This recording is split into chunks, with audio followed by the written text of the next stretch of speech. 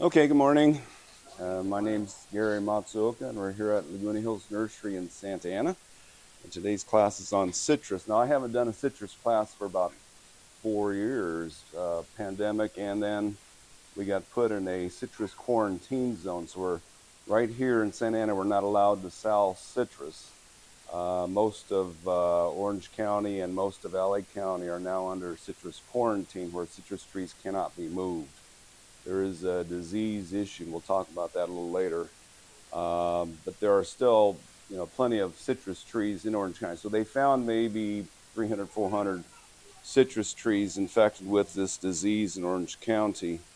And to stop this disease, it's a bacterial infection being spread by a bug that any find within 5 miles of, or any store within 5 miles of a diseased tree that they find, they're not allowing us to sell citrus for 2 years after the last find.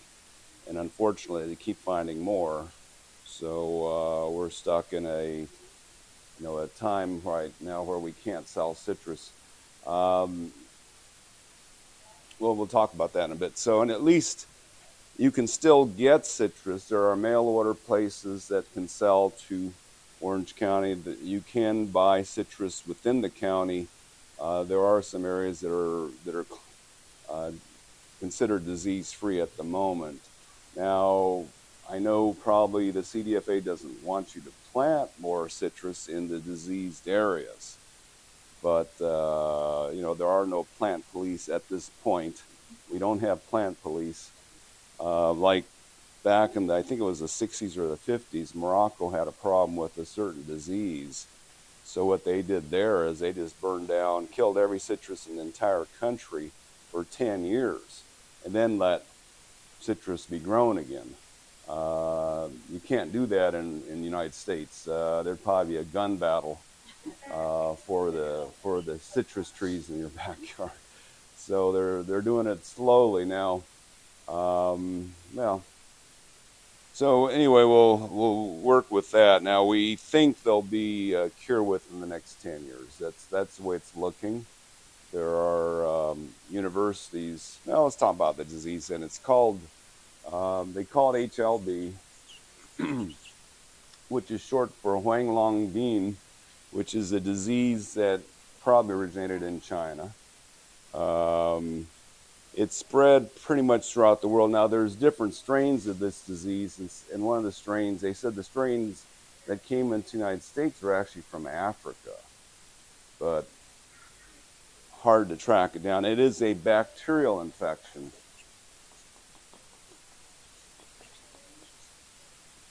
They thought originally it was a virus, but they're pretty sure now it's a bacteria.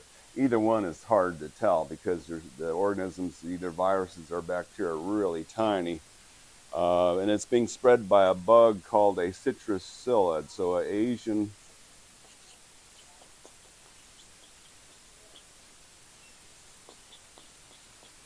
it's a little bug that looks a lot like an aphid. So we have aphids all over. A citrus psyllid, the adult looks a little different than a normal aphid because it tends to kind of stand with its rear end in the air, and when it has wings, it kind of stands like this. So you see what looks like a little exclamation point on your leaves, and I've seen them. They're all over Southern California. So they have been able to keep them out of Southern California. They tried, 2010, they were spraying entire cities for this bug, trying to stop it coming up north from Mexico. But, there's just too many ways to get through California now. There's too many homeowners with citrus trees. So that bug made it all the way in. They're finding it, some remnants of it up there in the Central Valley now, where they tried to keep it out of there for a long time, but it made it up there too. So this bug is here. The bugs don't have disease. Most of the bugs don't have the disease in them. So they thought for a while that we'd be okay because even though the bugs got here, we didn't have the disease here. But they finally found some diseased trees. Someone from Hawaii had illegally brought in diseased branches of citrus and grafted onto homes in LA County, Orange County.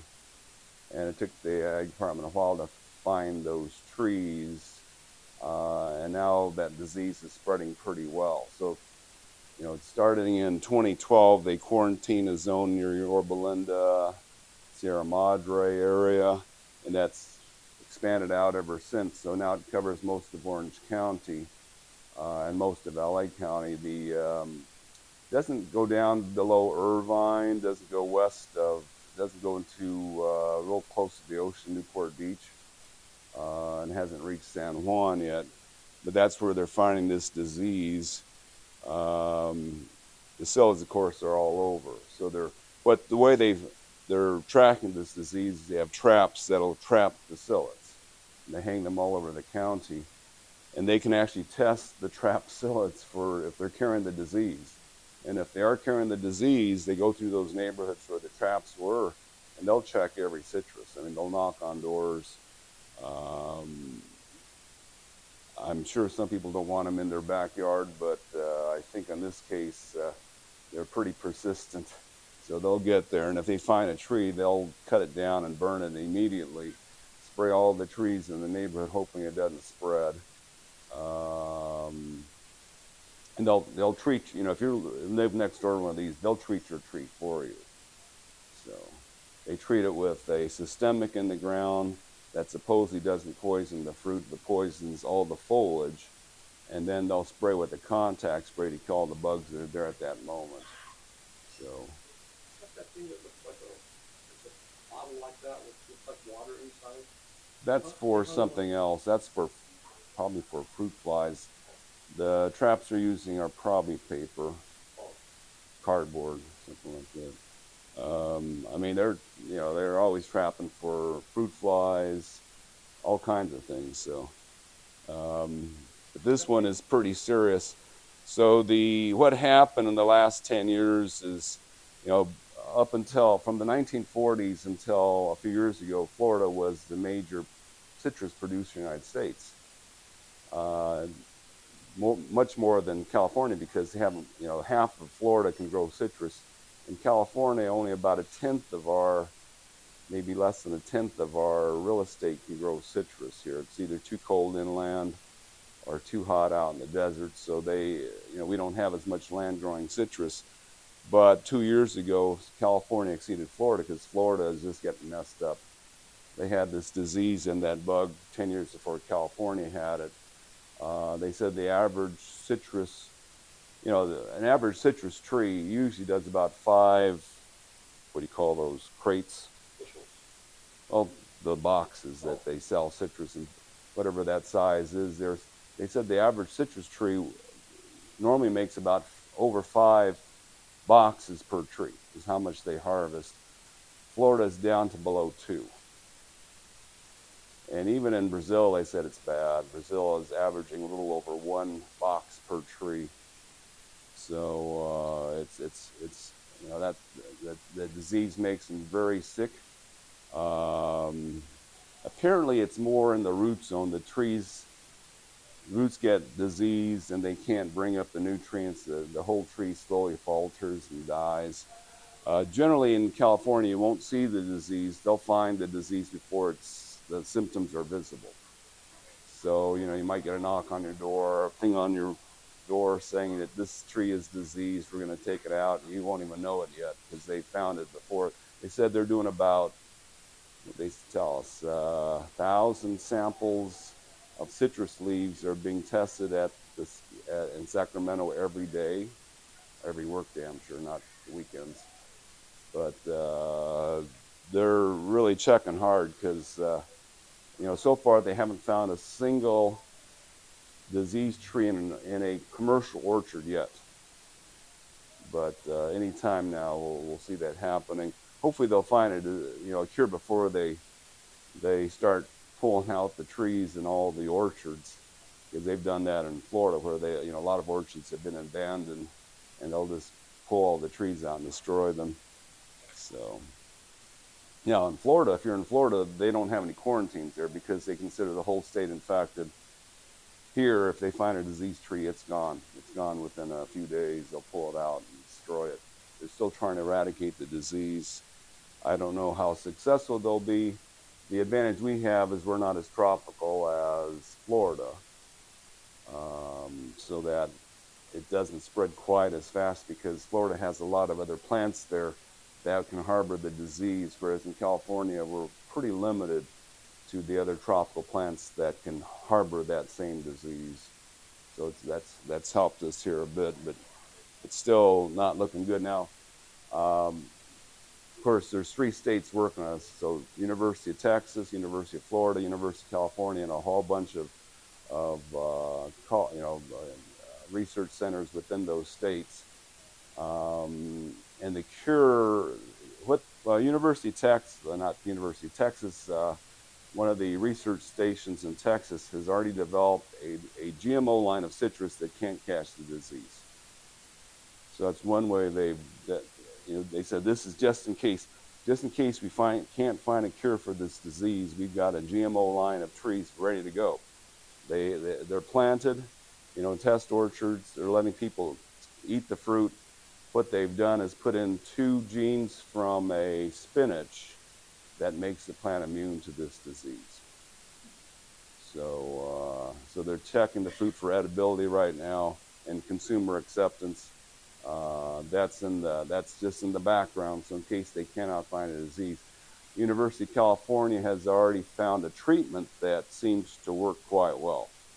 So one of the types of citrus that are out there, the Australian finger lime, which is a type of citrus, is totally immune to that disease. So they found that there's a peptide in here, which is a smaller protein-like thing that makes this plant immune.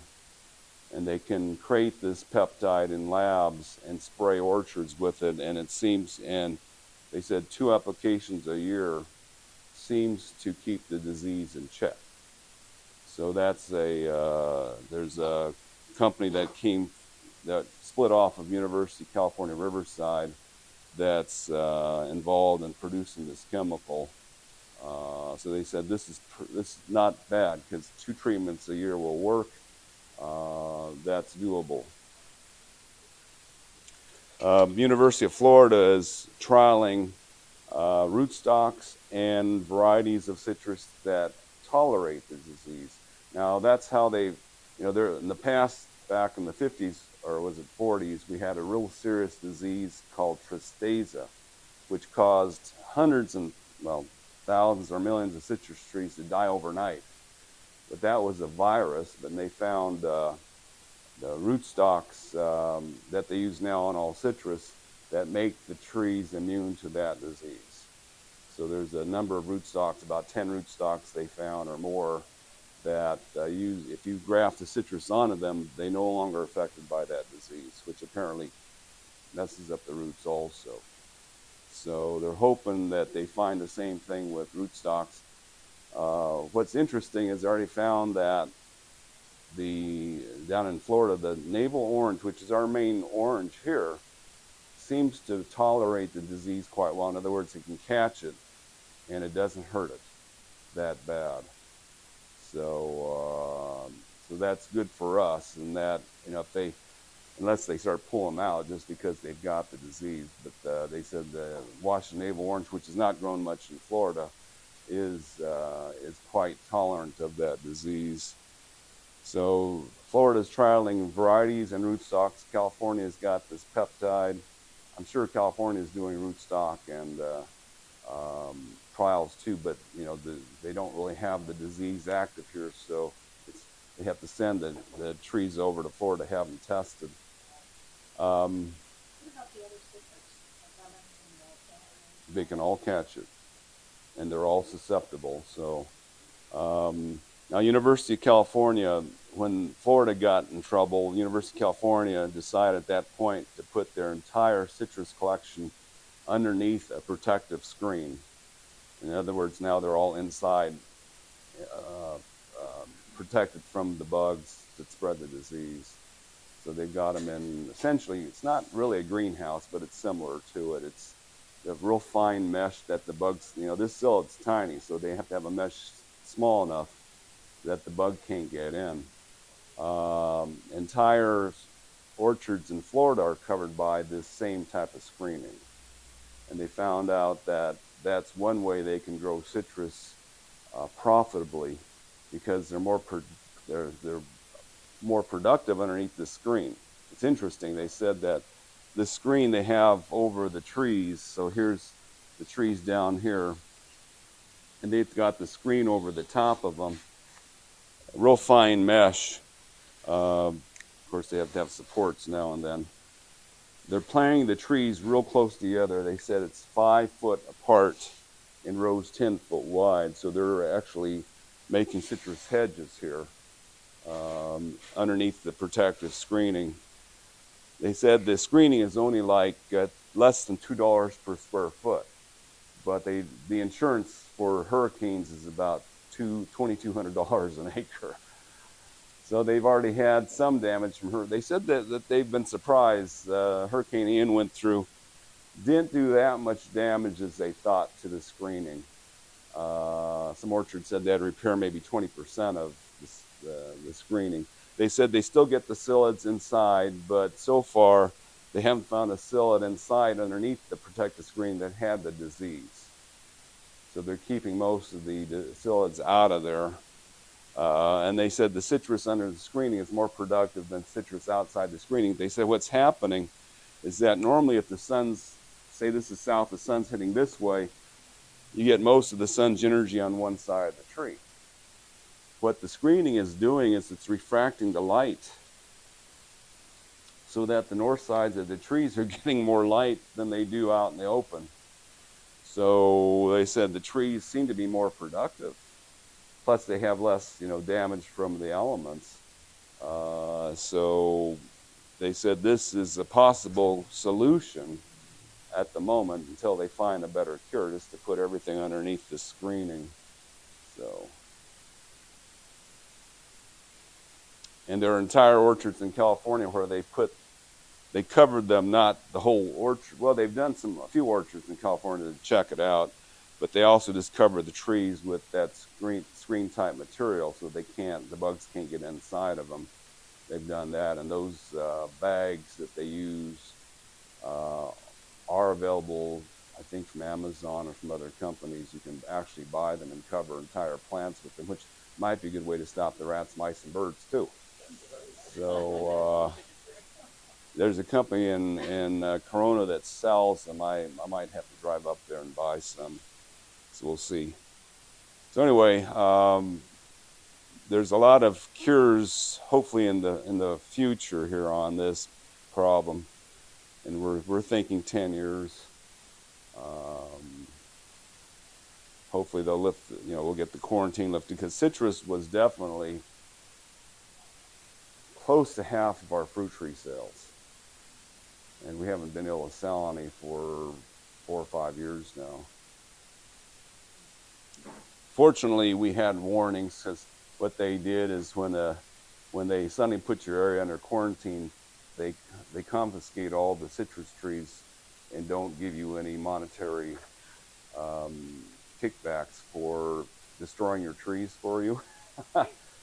We heard a nursery up the road lost 200 citrus. So we heard about that. We weren't under quarantine yet, so we put them all on sale. We only had 3 left when the quarantine hit us. So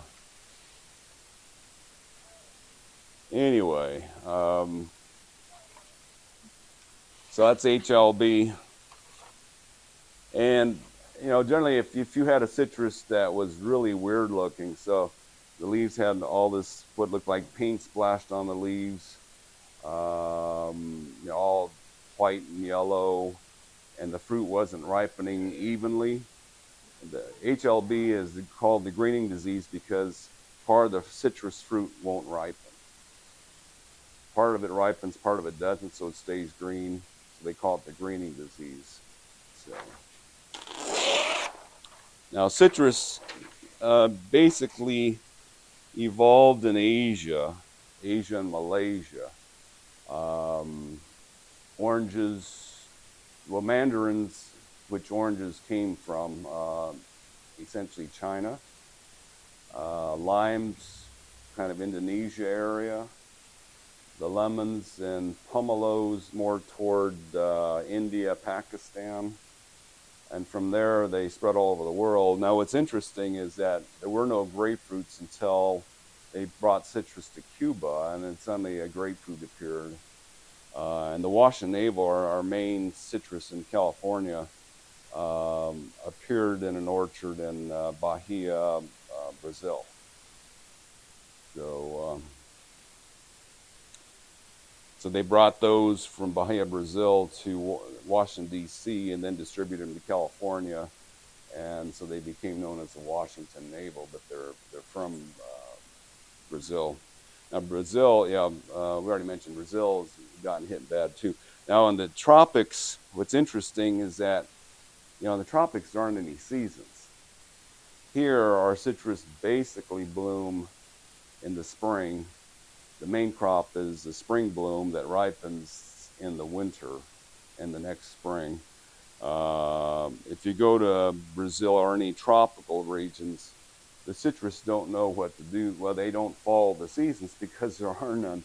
So they basically bloom all year round. The problem so we don't sell citrus from Brazil here, or citrus from the tropics in our area, except for maybe limes. Because when you grow citrus in the tropics, they don't turn the brilliant colors that do in California. So California has the prettiest citrus, so does Chile, so does the areas that are like California. They have warm winter days, 60s, 70s in the day, and cool nights, 40s, 50s at night. That makes the color on the skin and gives it the acidity also. So if you eat an orange in Brazil, so here's an orange that ripened in the summer, off-season crop. So the oranges in Brazil will look a bit like this because it doesn't get cold there, so they never turn real brilliant orange. So if Brazil sends oranges to us, we look at them and go, oh, what is that? Now, they tend to be sweeter, but they have no acidity.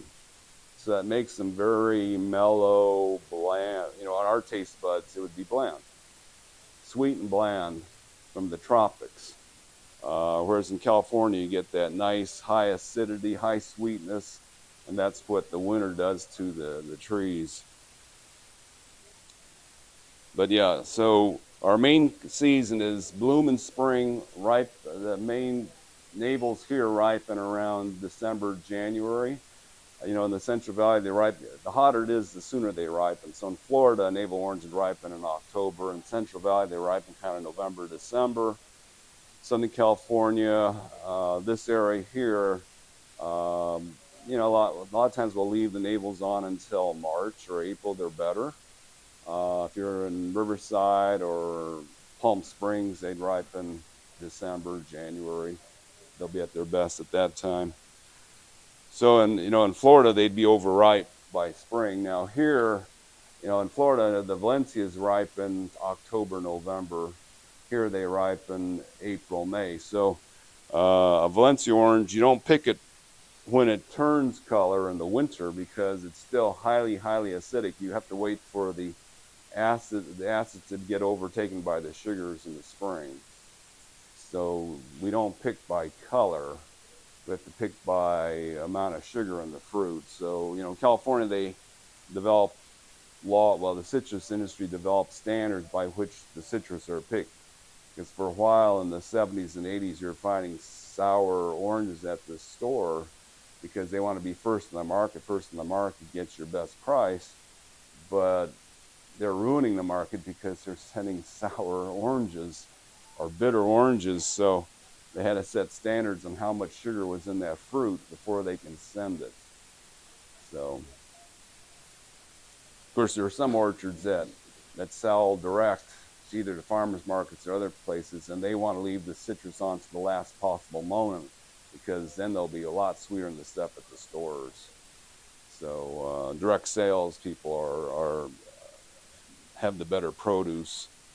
A friend of ours has one of those orchards where they pick the fruit right there and sell them right there. Now they're not allowed because they're in a quarantine zone. they're not allowed to sell oranges or citrus outside the quarantine area. So, because there's always a danger of bugs being in with the citrus that have the disease. So, now what's interesting is, compared to other fruit trees, citrus often have two crops on them at one time. So this is a Valencia orange that's still being picked. So this orange turned color last January, but it'll hang on the tree all the way into, well, next January. It won't be very good by that time. It'll be pretty dry. But at this point in August, they're still at their peak as far as taste goes. And then this is next year's crop. It's hard to find on the same. Usually when you have oranges on one branch, it'll be another branch that has the babies for next year. But this one, it was the same branch that's producing. And although you won't see them real close together. Is it true it steals the nutrients from the older fruit to the younger fruit? Well, if they're real close together, it's possible. I mean, they say it's within a few inches, so this may not be affecting this at all. So. But yeah, most other fruit trees don't have two crops on it once. Avocados do.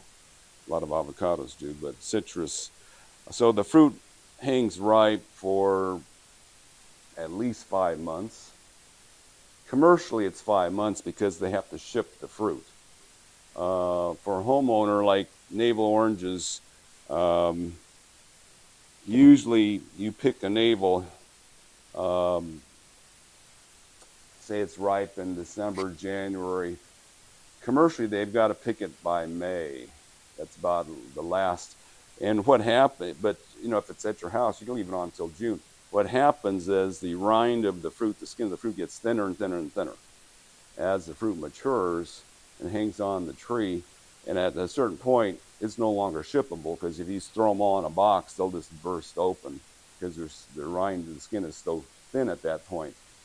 But on your tree at your house, yeah, you can leave them on there till June, even July, and it's still okay. But yeah, the skin deteriorates, and that's the reason they can't ship them after that.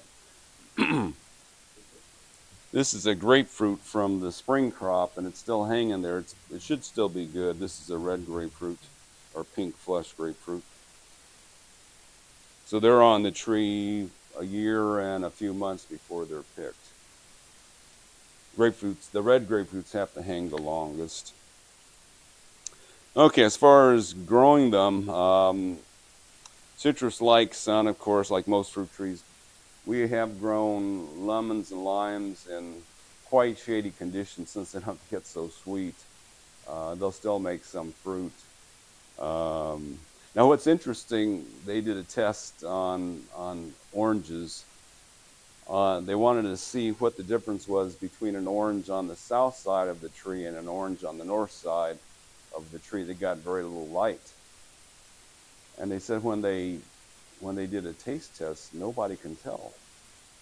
They could not tell the difference between the citrus grown on the south side or on the north side.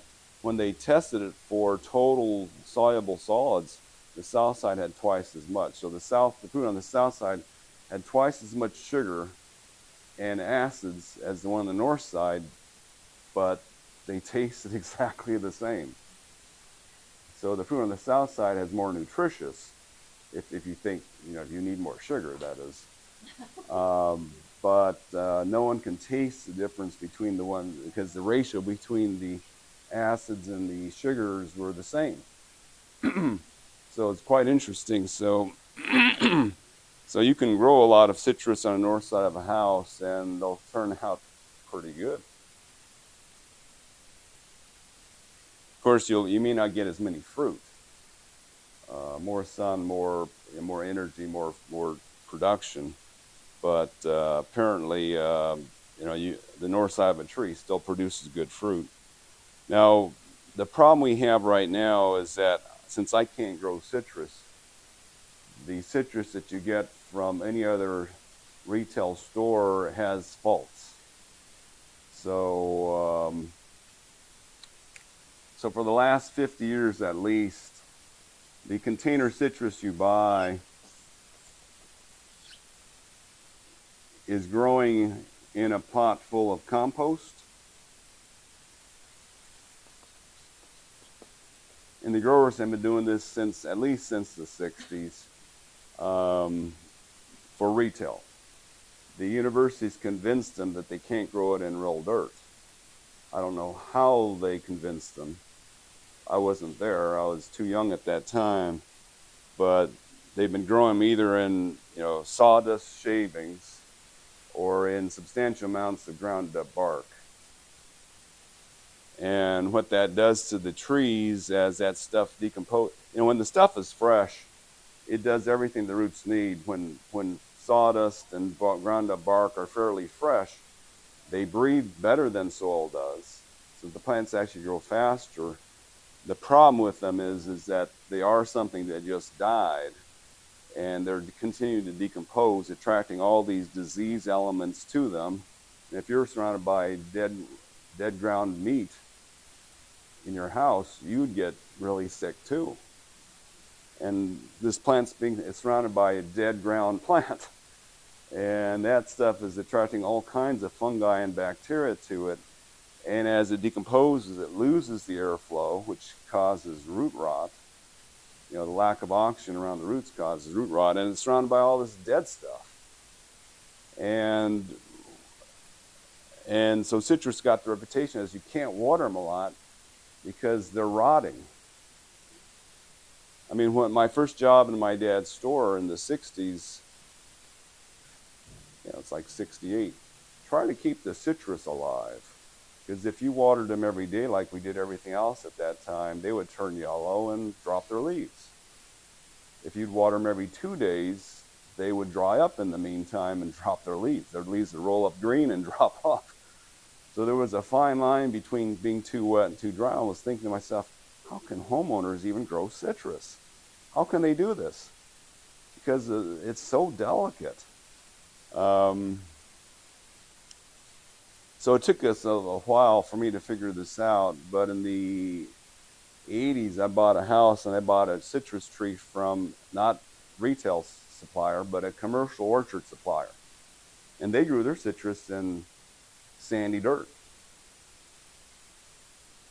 And I put that in the ground in my lawn and kept it nice and wet, and the thing grew 3 feet that year and had a crop. I'm going, now when my parents planted citrus, they were growing in compost, because they had done this when we moved to Mission Vale in the 60s.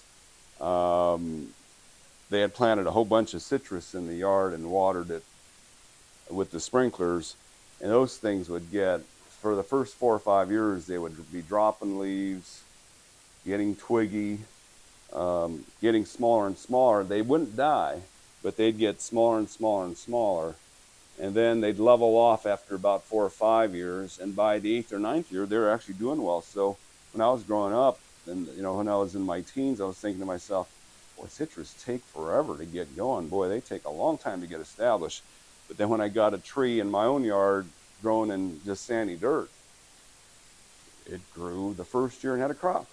And it grew 3 feet the first year and had a crop. I was just amazed. I'm going, okay, what are we selling our customers? So that's when we started looking for different options for citrus, because the stuff we were selling them wasn't very good. At that time, we weren't sure what to do with them, because we didn't. I was too scared to start bare rooting citrus at that time. So we found that there was a grower up in the Central Valley that was growing citrus in the ground, and they would just. At that time, most citrus commercial orchards, they were growing them from ball and burlap trees. So what they would do is they grow the tree in the ground for a few years. Say it was about 6 foot tall or so. And then what they would do with it is they would ball and burlap it. They would cut the roots. Usually they cut the roots close to the trunk several months before they do this.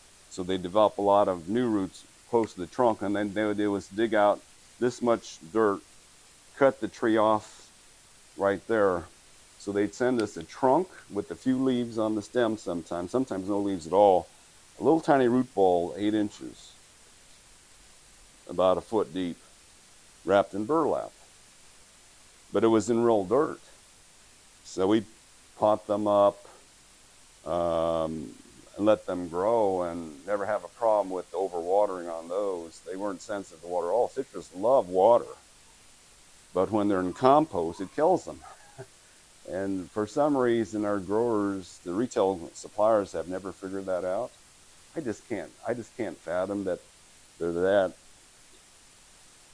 I hate to say dumb, but they haven't figured it out. They never figured it out. I kind of told them, but they didn't believe me. But anyway, so we did that for a number of years. But when the HLB scare came into Florida, this company stopped growing citrus outside and they moved to a greenhouse and started putting everything inside, which was still okay because they did a better job with the dirt. So we started getting citrus from their greenhouse in pots like this. This is a citrus pot. Peat moss and perlite, which is exactly what we like to see, not ground up wood, but peat moss, not being related to anything we're growing. So and it's been dead for thousands of years, so there's no disease reaction in peat. And perlite is just popped sand. So that was fine. We were putting these into 5-gallon buckets and growing them for our customers for a while. But eventually the people were caught up with them. They couldn't send, once we started getting HLB down here, they couldn't send trees into an HLB area anymore without hordes of paperwork. So they said, sorry, we can't supply you guys anymore. So we couldn't do these. I mean, we were in heaven when we were growing our own citrus. We couldn't believe that, they'd grow 2 to 3 feet a year, have a crop the first year.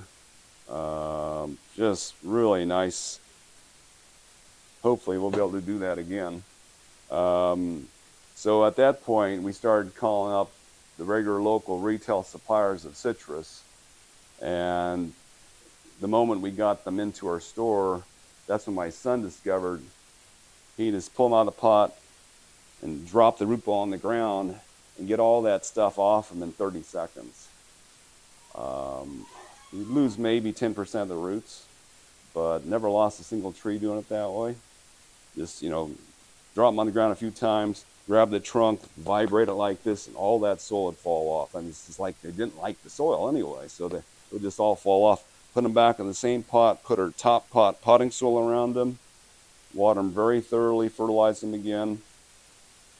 I had to re-insecticide them. Now, it wasn't legal for us to do this, but we didn't tell anybody because they had already been treated for the HLB by putting a systemic in the soil.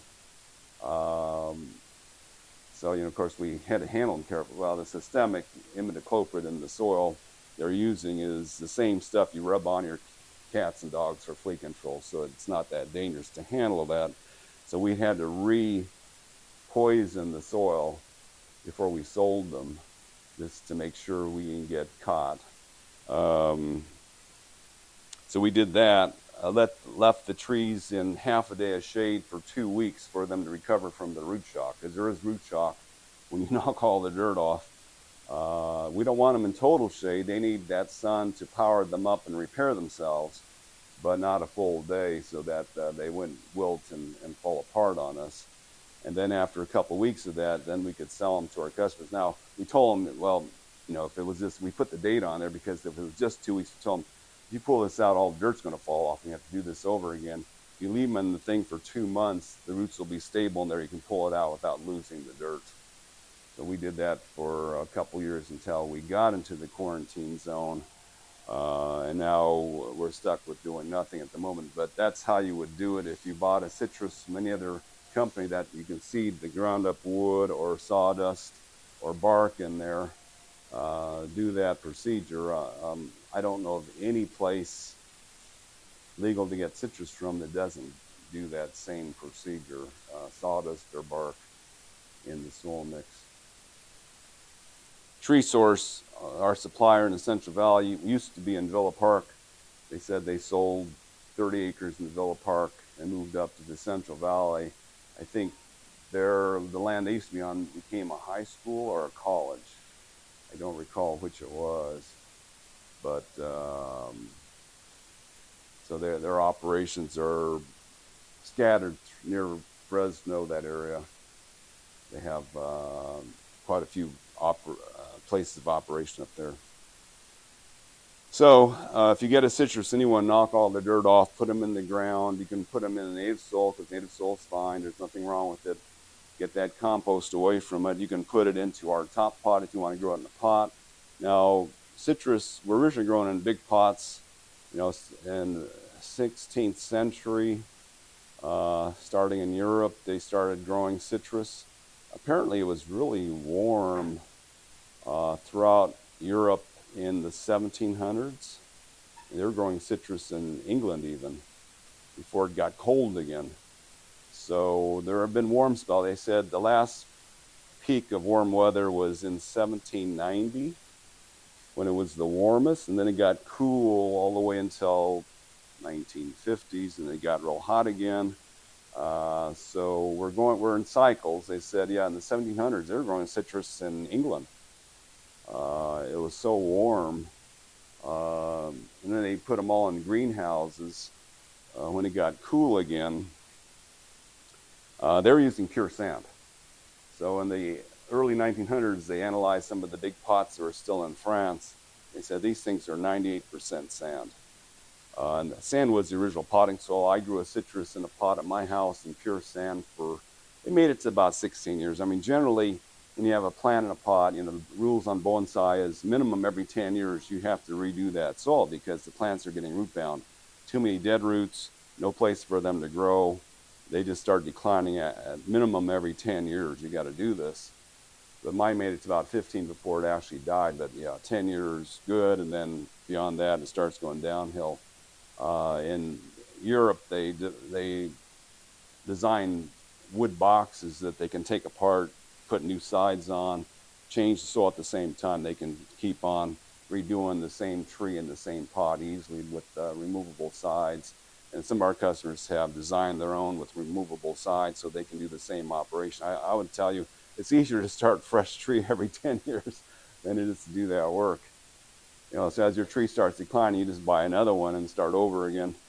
But my dad was a bonsai artist, and I watched him do bonsai every 10 years minimum. Some plants you'd have to do more often than that, but minimal is every 10 years you pull it out, carefully knock off half the dirt, trim the plant back so there's very little shock, put new dirt around and put back in the same pot for another 10 years. So if you're growing in the pot, that's good. In the ground, they can probably go. Now, most citrus are grafted, so the only citrus that are not grafted are Meyer lemons. So the graft usually fails before the roots do, but in the ground, you get about 40 years on average. Eureka lemons have a very short lifespan, average only 15. But most citrus, 40 years is about it, 40, 50. My friend's orchard near Foothill High School was planted, I think, mainly in the late 40s, early 50s. And they're replacing about 10 trees a year because they're all very, very old trees now. So, okay, so with citrus in the ground, there is, like any other plant, there is a replant syndrome. So if you pull out one citrus tree and plant another one in its place, it tends not to do well at all. But before I knew this, I had pulled out a really nice 8-foot lime tree and planted a orange in the same hole, and it just shrank for 3 years. And then it started rebounding slowly. So if you pull out a citrus, you've got dead citrus roots in the ground. The new citrus tree hates dead citrus roots. So the normal rule of thumb is to replace an area this wide, this deep, with virgin soil, either from another part of your garden. You can use our top pot, you can use sand, something that's totally clean, no compost. You don't want compost near your citrus roots. So most potting soils and planter mixes are of negative value to citrus. They won't grow in it. So we tried, back in the 80s, before we invented our own soil, I put citrus trees in pots for customers with super soil. in banditti potting soil and watched them put on one leaf on each branch in a year. It's like, in those days we're gonna, okay, nothing in pots works.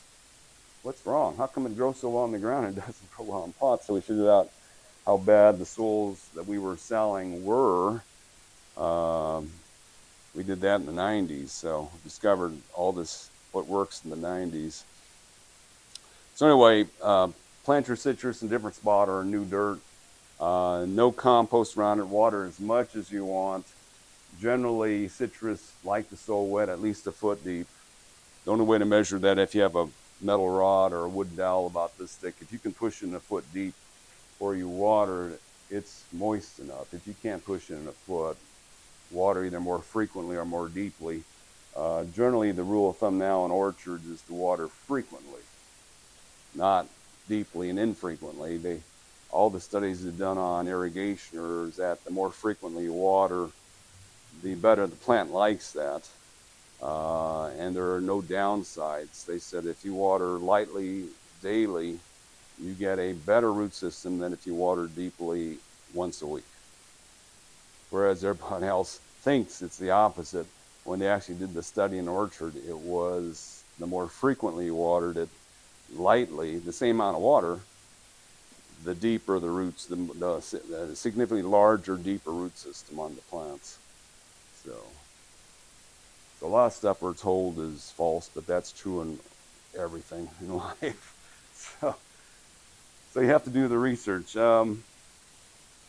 Now, there are other things to deal with other than the HLB. So HLB you can't do anything about.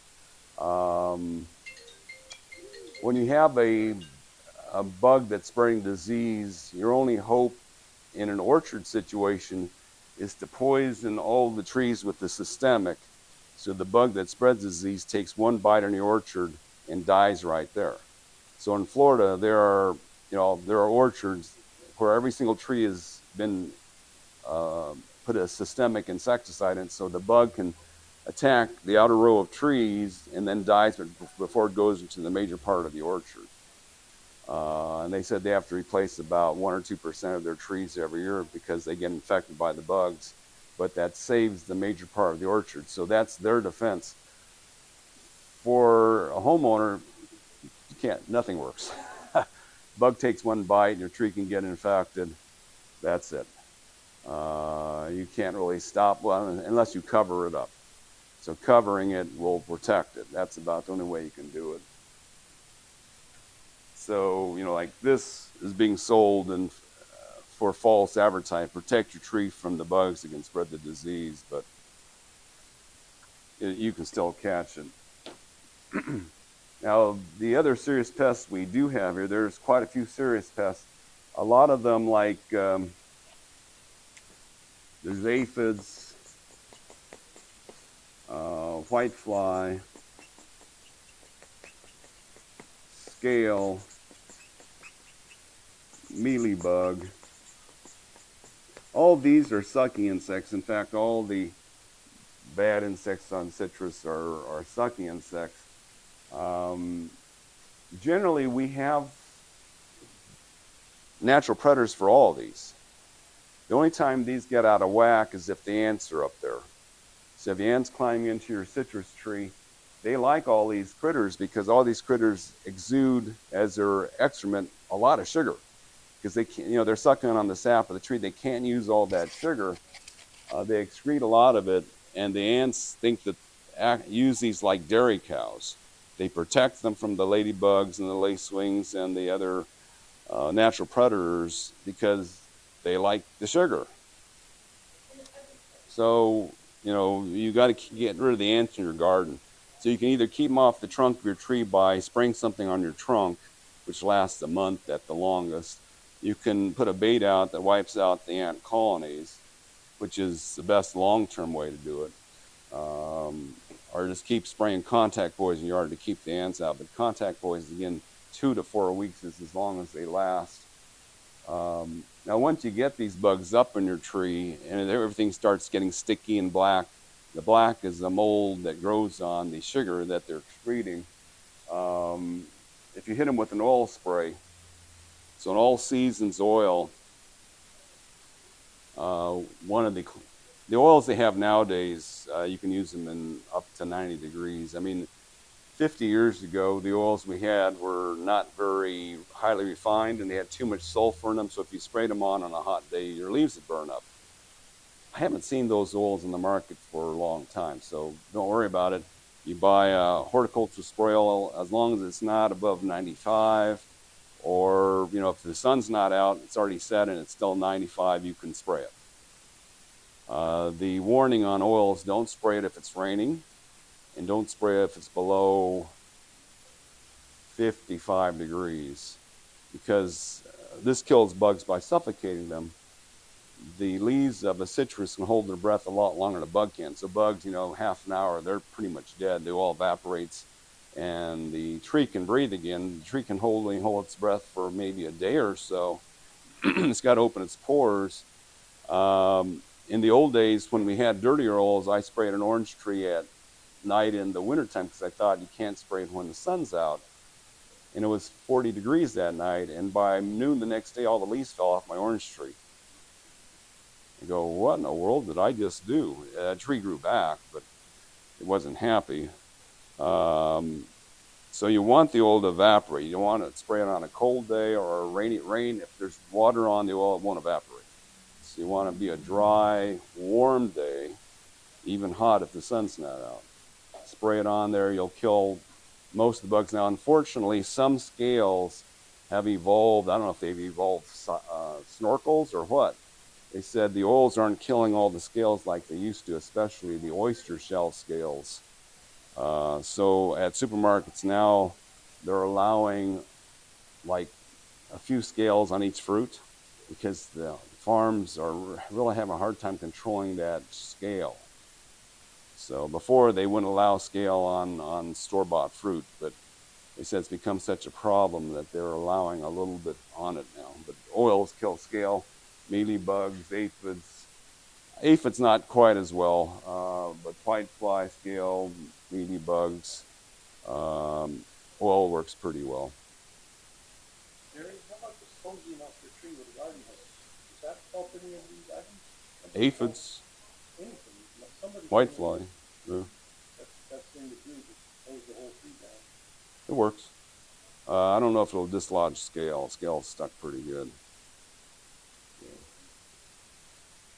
So yeah, that's certainly a good way to do it. If you spray it down first to get rid of most of the bugs, and then when it dries, hit it with an oil. That's a real good treatment. Okay, so these are the usual ones, and if you control ants, generally you don't see these much, because again, there's plenty of good guys out there to control these. Now, the other pest that came into California that we're not happy with, but doesn't seem to do a whole lot of damage, is the citrus leaf miner. It looks terrible. CDFA, California Department of Food and Agriculture, considers it a bee pest because it's not seeming to harm the crop that much. It's more aesthetics. So citrus leaf miners do this to your tree. So all this new growth is totally mined. So if you look at a single leaf, there is a silvery trail that's running through the leaf. And it's like on each half of a leaf, the bottom half, there's one leaf miner there. On the other half, there's another leaf miner on that side. On the top, there's, well, probably on this leaf, there's 3 leaf miners in the top and 2 or 3 on the bottom. So it's a little tiny moth that flies around. It's only in operation June through, well, the last generations maybe around November. We don't know what happens to them. They said they haven't done that much research on to find out where they overwinter. But we haven't seen any damage before the first day of summer. Just haven't. Once the first day of summer hits, all your new growth, not the old leaves, just the new growth gets nailed by this bug. Now, when this bug first came in right around 2000, we were losing entire branches. of the citrus trees we were selling because they're all young growth. Since then, the ag department has told us apparently 9 natural predators in California decide they like this bug. So they're consuming it now, and it's not as bad as it was. So we're not losing branches anymore, but we're still losing a lot of new foliage. But it's not quite as bad as it was 20 years ago. So this leaf miner, and if you have a newer, younger leaf, you can actually find the little green caterpillar underneath the silvery trail. And you can dig in there with a little knife and pull it out.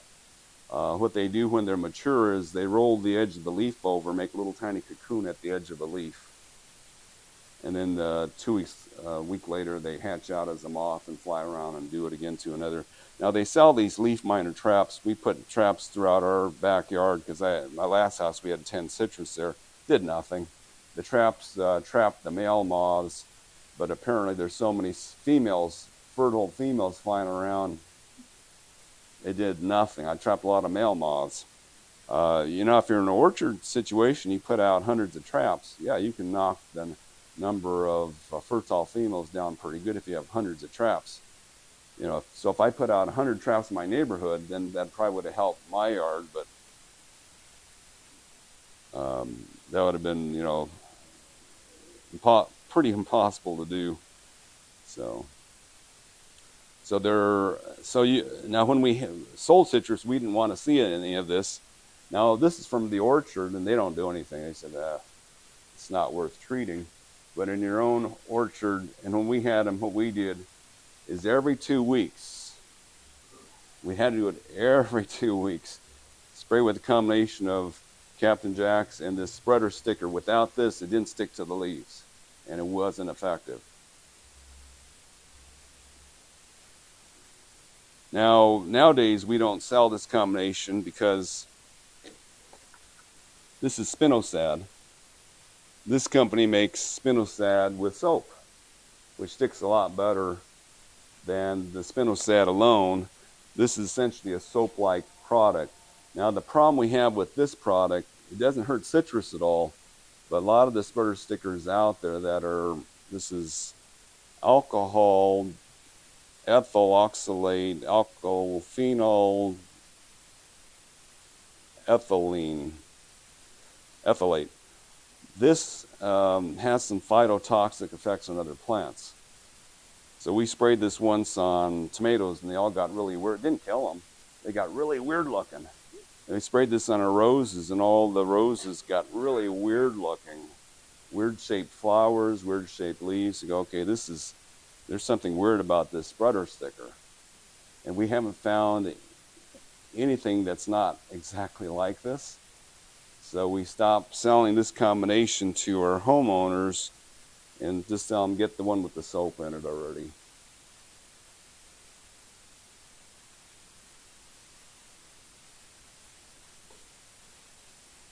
Even though this is fine, I only have one bottle of that sticker left because it caused so much trouble otherwise.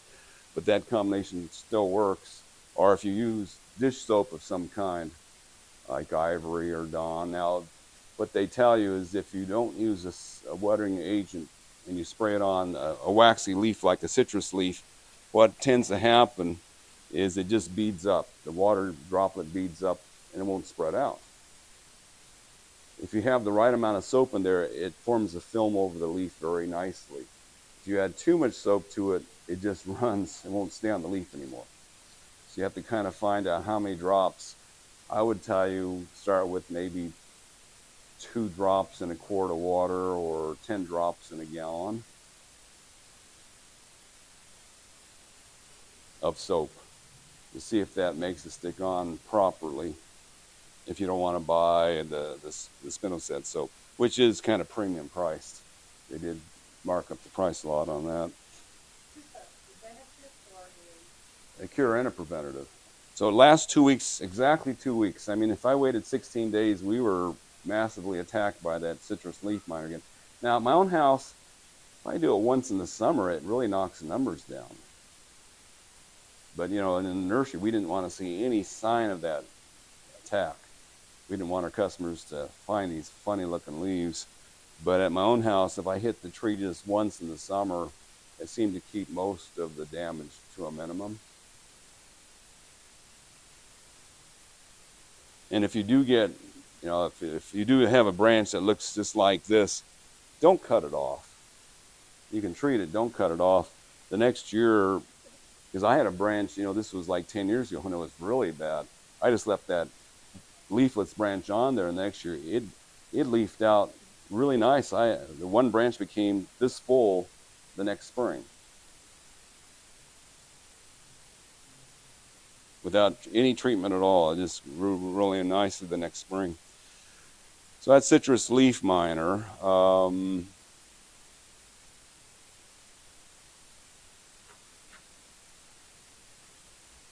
Now there is a gorgeous butterfly, the giant swallowtail butterfly, which is a large kind of grayish brown and yellow butterfly that flies around. It's the biggest butterfly in North America. It feeds on citrus leaves. So if you ever see it, it's one of the most best camouflages you'll ever see in the animal world, because this caterpillar sitting on a citrus leaf looks like a giant bird turd. It's shiny, it's gray and white, just like bird droppings. I mean, you look at that thing, that's a bird turd on there. If you only have one caterpillar on the tree, it doesn't seem to eat much at all. I mean, I've seen them on trees, and you say, well, where's the damage? I see this caterpillar sitting right here full grown. What was it eating? So they don't eat a huge amount of the tree. If you have 1,000 caterpillars on it, like they sometimes get down in Texas, then it's nasty. But rarely do we see that many caterpillars here, so we just leave them alone. The spinosad would kill them, but then they pupate and make that gorgeous butterfly. I think that's all the bug. Now, fertilizer-wise,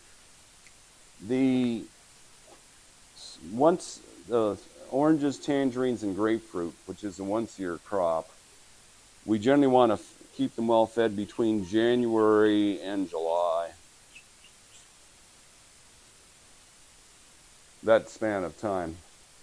If you fertilize them in the fall, you don't hurt the tree, but you encourage a fall bloom, which will then ripen the next summer. You'll have a Brazilian orange instead. So, you can, so it doesn't hurt them. But if you fertilize in the fall, you get that fall bloom, and you'll get oranges that look like this. They'll taste okay. I mean, nothing like they do in the winter here.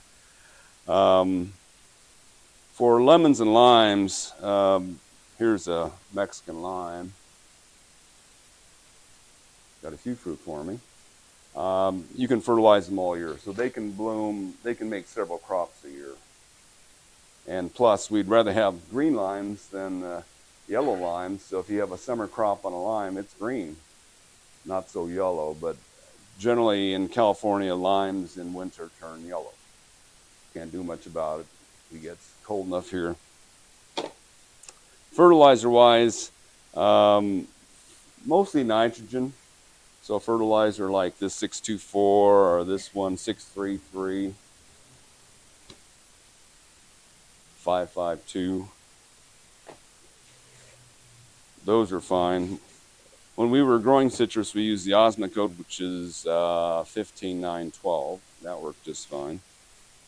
Now we carry this in case you come across a real bad nutrient deficiency.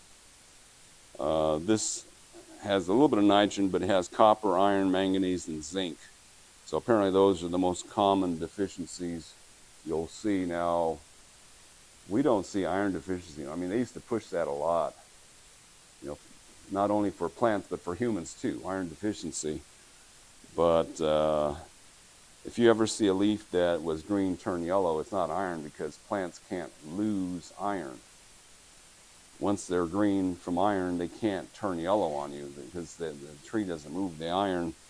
It does move potassium, zinc, manganese, all that. Most other minerals can be moved to the new leaves it's making. So this one has a lot of those that we tend to get in this area.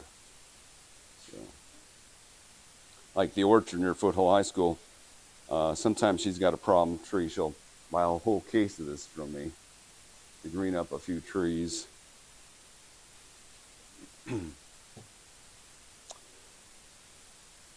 So water-wise, keep them well watered. Around here, say a 15-foot tree, which would be an average orchard size, 15 foot tall and maybe 10 to 12 foot wide. If it's 90 degrees in this area on a warm summer day, it'd be using about 30 gallons of water that day. In Riverside, it's 50 gallons. It's drier there, hotter, but longer during the day there. So 50 gallons a day there, about 30 here. Now, the closer you get to the ocean, the lower that gets. So it depends on the humidity. But they like water. They don't like water, they don't like the trunk staying wet though. So that's one thing about citrus to be careful for is for the way you water it. If you water every day, try not to get the area where the trunk meets the roots, keep that area wet. Try to make sure this area doesn't stay wet.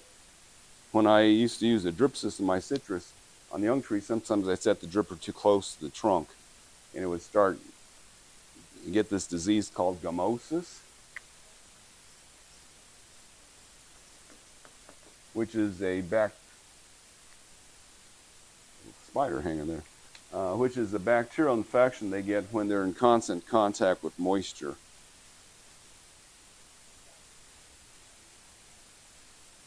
Sometimes when one of our trees in the nursery in a pot fell over in the rain and hit the ground and laid in the water for half a day, it would get gummosis on the branches. We just clip it off to get rid of it.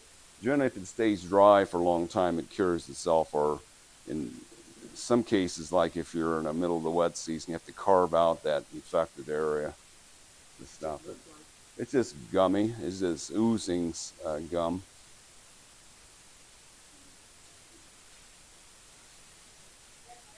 It's like a big sore, oozing. So you can't treat it yet. You can treat it, although all I did is move the dripper farther away and it stopped on its own.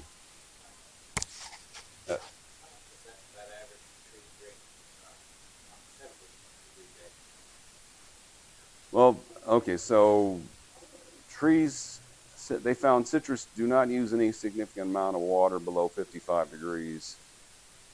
So the water usage kind of goes exponentially with temperature. I mean, not a customer, a person in Arizona emailed me photos of his citrus trees all totally crispy. He says, we've been at 110 degrees for 3 weeks. I didn't ask him how much he watered, but it obviously wasn't enough to hold it for 3 weeks at 110. It was all dried up. I told him, you got to make sure that thing is moist a foot deep. So, yeah, just keep checking. If the moisture is a foot deep. Now, one of the big problems we have is fruit splitting, especially navels. They tend to split. And that splitting fruit is always due to letting it get too dry and then rehydrate it. So when citrus use their fruit as canteens. So like if I have this branch connected to the leaves here with the fruit on it, these leaves won't wilt for weeks because they'll be taking the water out of the fruit. If I cut the fruit off, these leaves will be wilting by tomorrow. So the tree uses its fruit as canteens. So if you let the ground get too dry, your fruit starts drying out, starts shrinking. And then if you suddenly water it, or it rains real good, it'll fill out again, but the skin doesn't stretch that quickly. It stretches slowly, but if you suddenly just overnight give it, rehydrate it, it just splits. Once it splits, it's done. I mean, one year at my house, I was checking the moisture on my navel orange, and it was down to 4 inches. I'm going, oh, doggone it, I'm going to lose the entire crop. Every single orange in that tree split that year because I let the moisture level get too low.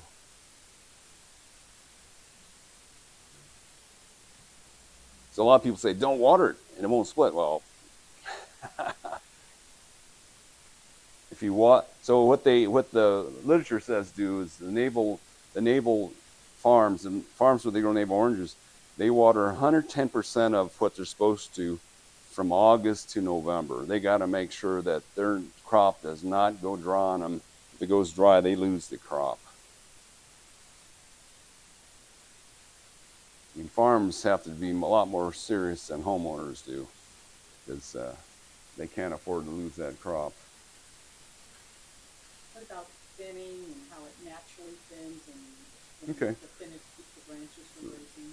Oh, one more thing I was going to mention. What's interesting, in Florida, you know, they can get wet for a long period of time, and they have problems with mimosas. So I've driven through a grapefruit orchard in Florida, and all their trees look like this.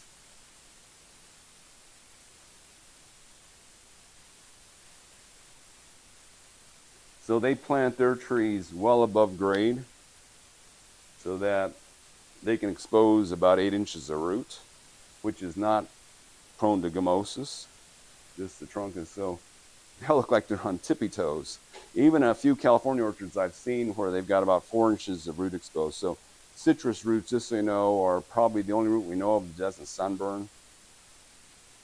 It turns green in the sunlight. It doesn't sunburn. It's kind of weird that it doesn't do that. So you can expose a lot of the roots on citrus and they do okay.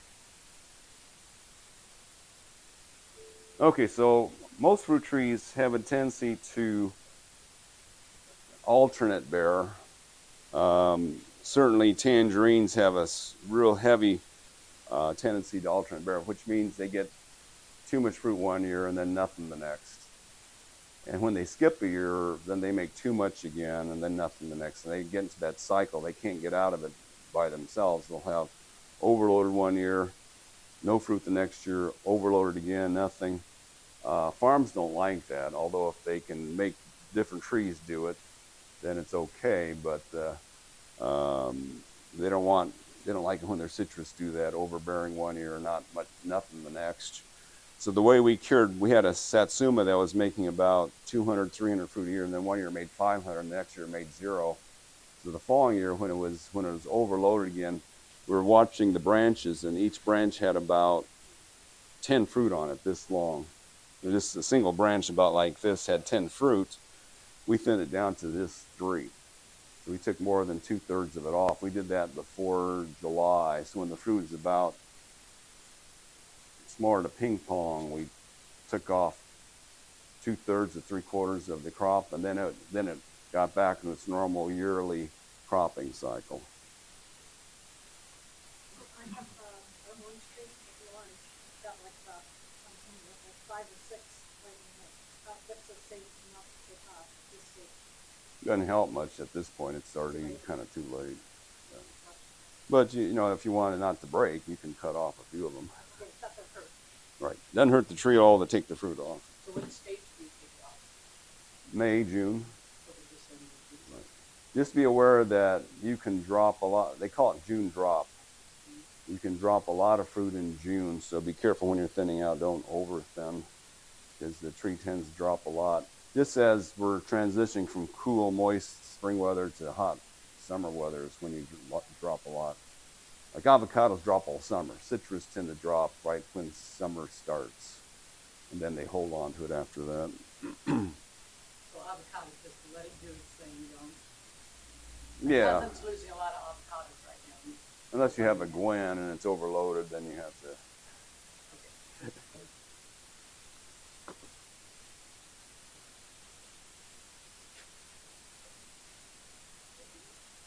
Okay, I think that's. Anybody have any other questions? Oh, as far as shape goes, so a lot of orchards, you know, the old orchards, they let them go 15 by 10 to 12 foot wide, or 15 by 15. Most orchards now are keeping their trees a lot smaller, like you said, underneath the protective cover. In Florida, they're planning on 5 by 10 foot centers, which means the trees are only 5 foot by 5 foot wide, and then they have a space to walk in between them, because they find that at 5 foot, trees at maximum productivity per square foot, because the sun can get all the way through the tree's canopy at 5 foot wide. You get much wider than 5 foot, the inside's too dark, you don't make fruit in there, your amount of fruit per square foot is going downhill. So you can keep your citrus pruned heavily, and then and you get more fruit on it every year. So citrus orchards are pruned almost all year. They don't prune much in the spring, but summer, fall, winter. The heaviest pruning is done in the winter. But I remember driving up to Tree Source in Fresno. I drive through the citrus orchard, and you see these trucks going through the orchards with the saws on them, beveling all the tree sides just by driving through them. Now, what's interesting is one of our customers is a member of the Moiso family, which founded Mission Viejo. And they made their fortune because they invented the trucks that trim citrus. So they attach the saws to the sides of these trees that run through the orchards, and they got enough money by making those trees that trim citrus trees that they bought the land in Mission Viejo, Rancho Mission Viejo. It started that. Okay. Gary, to ask you a question. Mm-hmm. My tree, which is about 8 foot by maybe 10 or 12, if you crawl under it, there's nothing inside. It's like hollow. Everything's on the outside. Right. At some point, should I trim it back enough so it starts again, or? We have some other options. So, in the orchard where we're at, where I walk through every day, their trees are old, so they're all big trees. But what they do to them to make them more productive in the interior, instead of them being this shape, the manager cuts them like this. So they're lobed. So the sun can get in there further. So the dead zone is smaller in this tree than it would be in a round tree. So they're lobing them. So that's one thing you can do. And severe pruning we like to do in the wintertime, but it's not a big deal. You can do it now. Just know that if you cut a branch so there's no more leaves left in the fall, then probably next spring you won't get any fruit on that one branch. If there's still leaves on that branch, you can get fruit on that branch next year, even if you prune it. So How about opening the top? You mentioned something about they open or let sunlight come into the top. no, that's what the screening does. It refracts the light, gets light on all sides. Yeah, in the old days, a lot of times on other fruit trees, they wanted an open base shape, but they found out that's about the least efficient way to gather sunlight. The most efficient way to gather sunlight is a dome. It's not this. This only gets sun on one side and one set of branches, whereas a dome, the sun can hit the whole thing. So dome is the best shape. Not too wide is the other best thing you do. So you can plant a lot of little citrus trees, say 6-7 foot apart, and be real efficient that way and have more citrus in your yard also. Or grow them in pots. They're good container plants, better than most fruit trees. Yes. I have some citrus that like to grow long, thin leaves. Should I prune those back? You can. So that's the juvenile growth. In fact, this is juvenile growth on a tree at my house.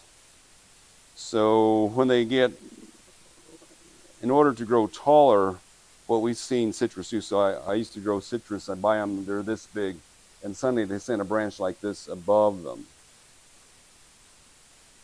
It's a they call it a water spout. You don't want to cut it off because that is your new growth. It's not a sucker. I mean, most suckers, if it's coming from the rootstock and it's not what you want, the leaves won't look like this. They'll be, because most of the rootstock citrus have leaves that are trifoliate.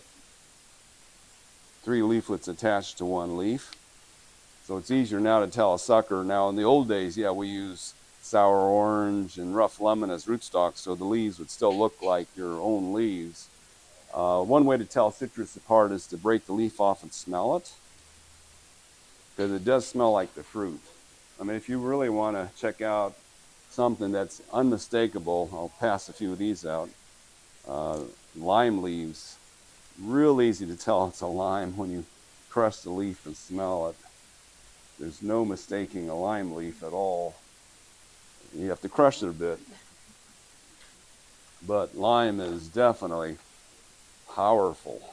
And lemons smell like lemon leaves, and oranges smell like orange leaves. Yes. Stuff like that, but it doesn't accidentally synthesize thorns with the rest of the tree. That actually something should cut off when the thorns are like twice the size of the regular. Not necessarily, because yeah, juvenile growth often has thorns on it too. What I see on the tree that I have right now, it has like maybe like 8 inch, and the thorns on it are like almost like 2 inches, and the rest of the tree only has like 8/4 inch size. That's fine. Yeah. Well, do you have a blood orange? No, it's a nugget, a golden nugget magic. Well, you can smell the leaves and see if there's any difference between that leaf and the. But if you know the trees are grafted about 6 inches above the ground, and you should be able to see the graft in there. There's a little V, and then the rest of the tree is like this. Anything that grows from here is not good. If it grows from above the graft, it's fine. Just make sure it's from above the graft. So what I did is I left the branch just sitting there, and what happened was the next year it made side branches, and the side branches started fruiting. Now this branch is kind of weird. It's webbed between the leaves. You can probably, I'll pass this around. You kind of see that it's webbed between each leaf, and that's a sign of juvenile growth, and thorns are a part of that sign too. And as they grow the side branches start making more cylindrical branches, and then those start flowering and fruiting. So my citrus tree, all this stuff down here was flowering and fruiting. It would grow a branch like this that after a few years would start fruiting right here, and then it would do it again. Another one of these things would come up above that one, and it would make another tier above that tier. So it would make itself bigger that way by doing this, making a tier of mature branches, and then doing it again. Sometimes they do more than one stem. If they made a whole bunch of these, sometimes I'd cut 1 or 2 of them off. Yes. There are an avocado tree from old, and it gets these suckers coming up out of the ground. That's just from the roots. Or a seed down there, yeah. Access it off in the root. Right. Somebody gave me a bergamot, I lemon. can pass this around if you want to see that. Lemon, it was just a whip. So now it has like 5 real long stimulations. Do I train it or do I just let it do its own thing? I don't know how to get it to look like a tree. Yeah, it's totally up to you. When I've seen bergamot oranges, they look like bushes more than trees. But it's its own family. It's Okay. whatever it is. Yeah. So It's a what would real you do? smelly thing. What would you do? Just leave it as a bush. I've got a grapefruit that's got 15 columns live. Would it be good to bring that down into, Well, you do with it whatever you want. It's better not to cut a big tree down small and then keep it small, because it doesn't have enough energy to supply its big root system, so you're going to lose some roots too. So it's better just to keep a small tree small rather than take a big tree and make it small again.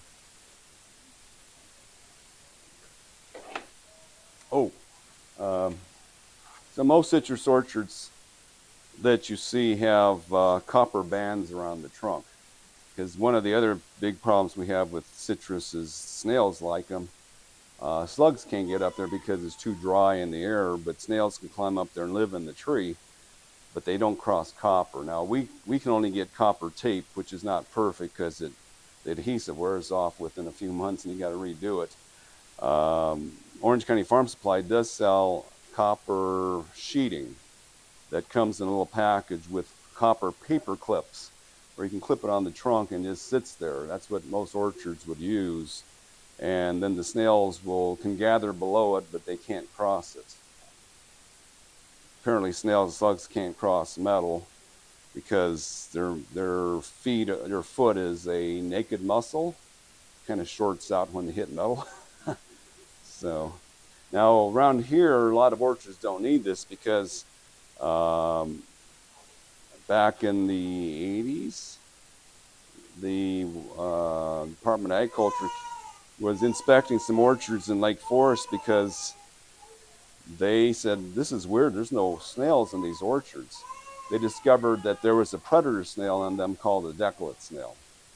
So this decollete snail eats the eggs and the other snails up, and it can't climb. It's a non-climbing snail. So you can buy decollete snails. Sometimes we sell them. I don't have any right now. Orange County Farm Supply sometimes has 50-pound bags of these things, and you can treat an entire orchard with that. But they will control the regular brown snails. What damage does snails do? Eat up all the leaves, and they scar the fruit. They can scar the skin of the fruit too. Okay, I think I got all the culture done.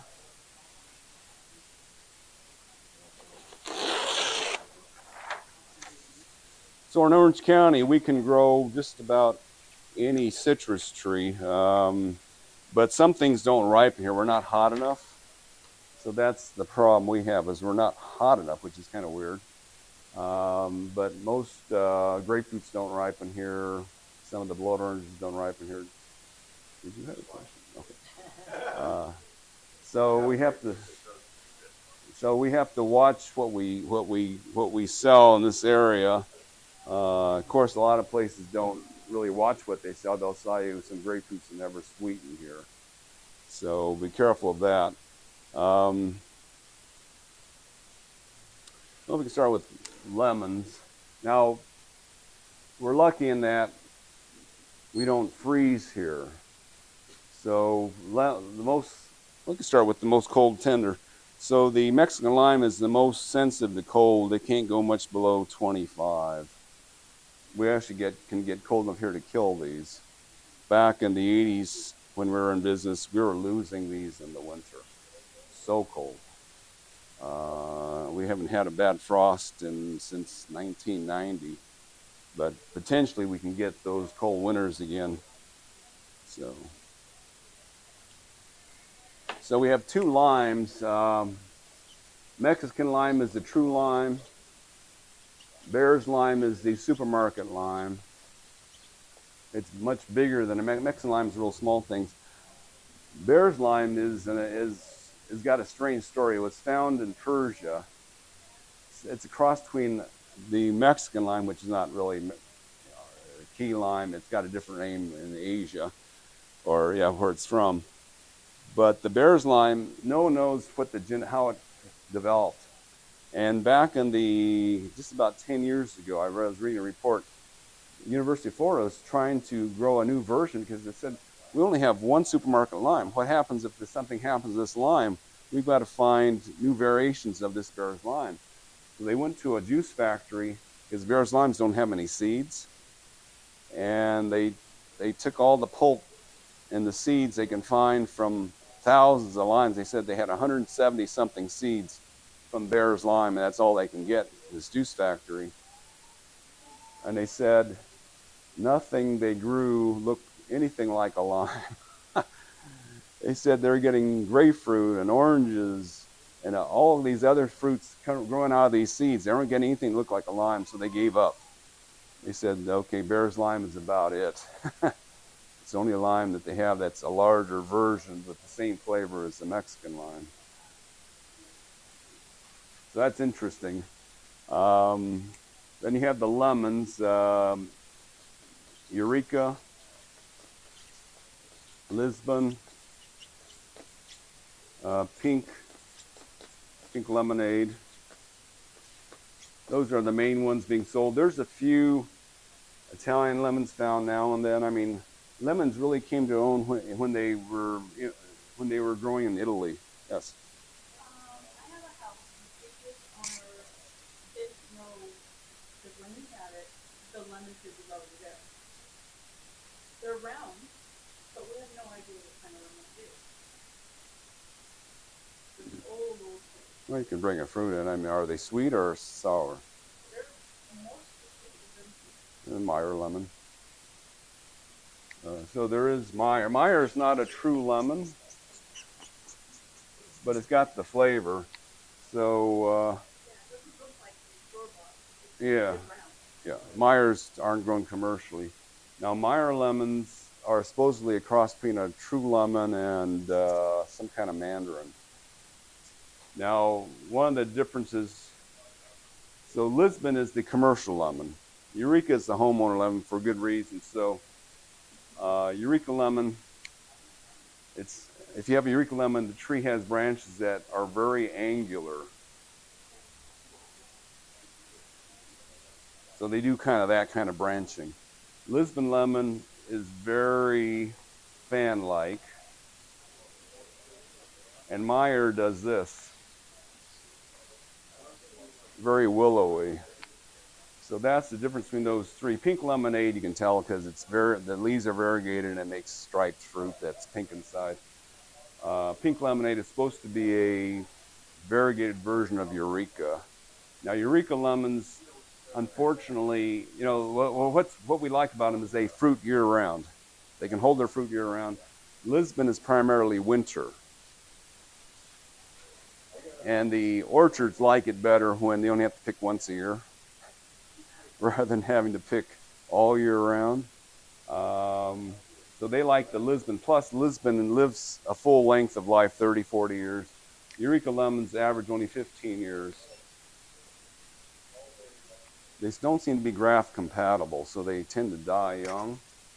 And it's really weird, the story I have, because my parents planted apparently a Eureka lemon when I was born. You know, when I was 15 years old, that thing suddenly died overnight. Then we moved to, that was when we were in Pasadena, we moved to Mission Viejo, they planted another Eureka lemon. When I was 30 years old, it died. Just right at 15, every time, 15, dying. It's normally they don't do it, they're not that, they don't follow that exactly like that, but that is odd. Meyer lemons can live a long time. Meyer lemons is the most popular citrus grown by homeowners in the U.S., primarily because this is about the most cold hardy citrus there is. Real lemons can't take it much below 23, but Meyer lemons can go down to 10 because of the tangerine in them, or the Mandarin, they can go down to about 10 degrees. So you can grow Meyer lemons in Sacramento, whereas you can't grow Eureka lemons or Lisbon lemons there, or pink lemonade there. The Meyers don't have much tartness at all. They're more sweet. When you leave them on too long, they start turning orange and start tasting a bit like a Mandarin.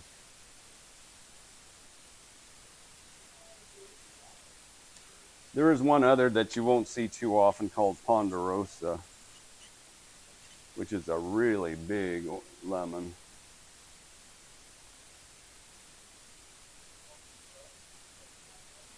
No, this one's just kind of light yellow flush. I almost got in trouble when, this is like 40 years ago, had this group of kindergarten kids. We had a Ponderosa lemon tree in the nursery in the ground. So I offered a fruit to one of them, which is a big mistake, because then everybody wanted one. Now, we didn't really eat these, so it wasn't like it was a big deal, but I had exactly the number of fruit on the tree as there were kids in that group.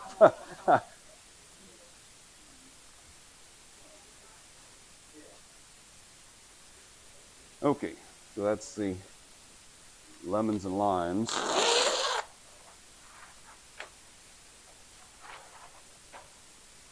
Mexican lime really doesn't do much of a summer crop. It does mostly just the winter crop. Then we have the oranges. Of course, we do Washington navel. There's a lot of variations of Washington navel. The original one is still hard to beat. There is so down in Venezuela, they found an offshoot of Washington navel, and they would call it cara cara. And it's got much deeper colored flesh. It's not red, it's kind of a deep orange. Deeper orange than the Washington, so cara cara navel. It's essentially the same overall as the Washington. There's a lot of, and there's some worthless ones like summer navel.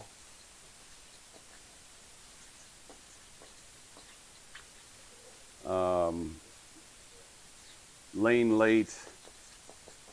Commercially, these are a success because they can sell the navels in the summertime. but boy, are they bad fruit. I grew this thing in my yard and I go, okay, the skin, the reason why they can sell it in the summer is because the skin is that thick. It's like it's all skin. And the flesh is super firm. It's just bad fruit. Yes. Robertson we used to sell. Robertson's an early navel. The Robertson, a lot of the orchards up north used to grow it because they always have to worry about frost. And if it ripens earlier, Robertson, Skaggs Bonanza, there's a number of really early Beck, I think is another one. Oranges that, and the way they find these is they'll have a branch on the Washington navel suddenly make fruit at a different time. So they'll cut that branch off and call it something else. So Robertson is an earlier version of the Washington. Really good. Skin is thin, can't peel it, but it is really good. Now, one thing about citrus, the more humid and hotter the climate is, the thinner the skin and the flatter the fruit. And the drier the air is and the cooler the climate is, the taller the fruit, more lengthwise. So you grow them inland, you get these tall things with thicker skin. You grow them near the coast, you'll get shorter things with smoother skin. In the tropics, it's all flatter and smoother skin.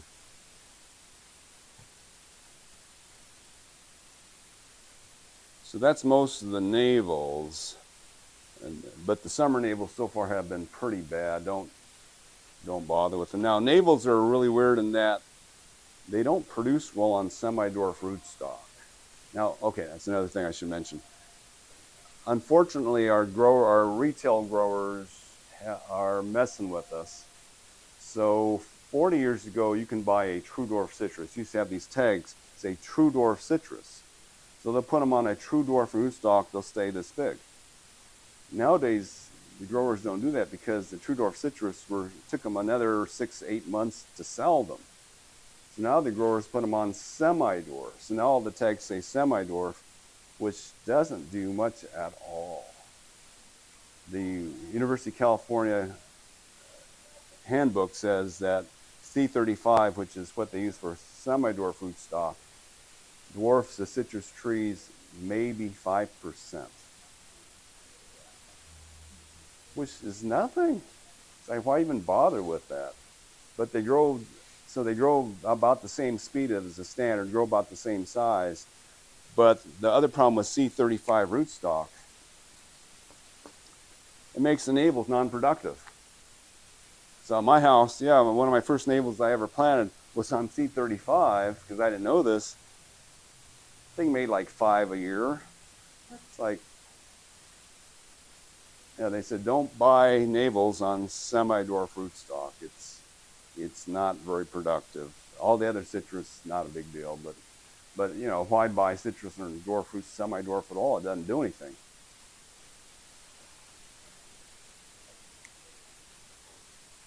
Then we have the Valencia. Now a lot of companies now sell the Midnight Valencia and the seedless Valencia, which are seedless. The original Valencia does make quite a few seeds. And then there are the blood oranges. So you got so blood oranges for some reason appeared in Europe. Some of their oranges suddenly changed to deep red flesh. And the interesting thing about blood oranges is the color is different. And the flavor is different too. Actually, I took blood oranges to the blind school, the School for Blind Kids in Santa Ana, and we did a blind taste test. A real blind taste test. And they can tell the difference between a blood orange and a regular orange. So all the colors and flavors of citrus are usually due to a variation of the vitamin C molecule, which is based on sugar. And they said the color in blood oranges is from a molecule vitamin C molecule is different than sugar. The color of a blood orange is a variation of the same molecule that makes the color of plums, which is a sugar molecule. So it's a totally different flavor and color in blood oranges, and they don't know how that happened. But it happens every so often in an orange. Like in Ventura, Mrs. Smith called the police, they said, because she claimed that someone was trying to poison her through her oranges. So she had a Valencia orange that somebody was making these red flesh fruit. She thought someone was poisoning her. So the university came by and they took a branch off. So they call it Smith's Red Valencia. And it is a blood orange. It suddenly mutated to this blood orange. What the proper name is now, Smith's Red Valencia. I'm not sure what they call it anymore, but it was Smith's Red Valencia. But anyway, Moro blood has done quite well here. The other blood oranges don't buy them. So there's Sanguinelli and then there's Tarraco. Tarraco doesn't color up here. It tastes fine, but doesn't color up at all. The Sanguinelli colors up, but doesn't sweeten here. It's got to be grown in more like Fresno or in the Riverside area. So we grew Sanguinelli until it fell off the branch. Gorgeous fruit, but still very tart. The Moro does real well in there. It gets that deep burgundy color by March or so. They said in Europe, 10% of the oranges being eaten are blood oranges. They prefer those over the regular ones. Yes.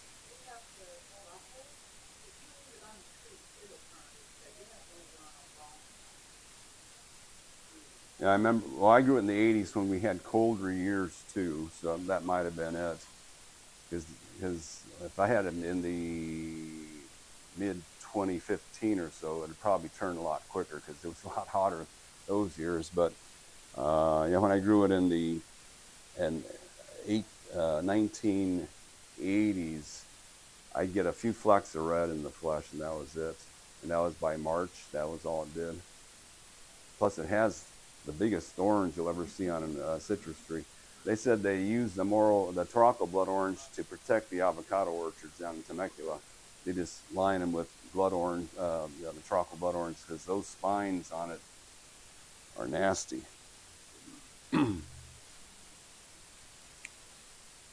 We'll call it Smith's Red, but I'm not sure if they're using that red right now.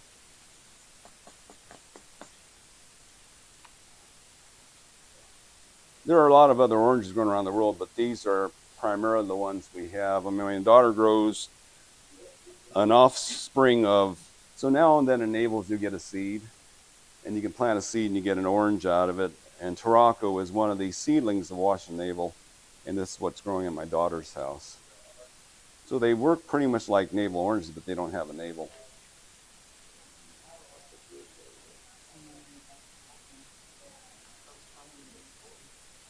So that was a Trovita, seedling of a navel orange.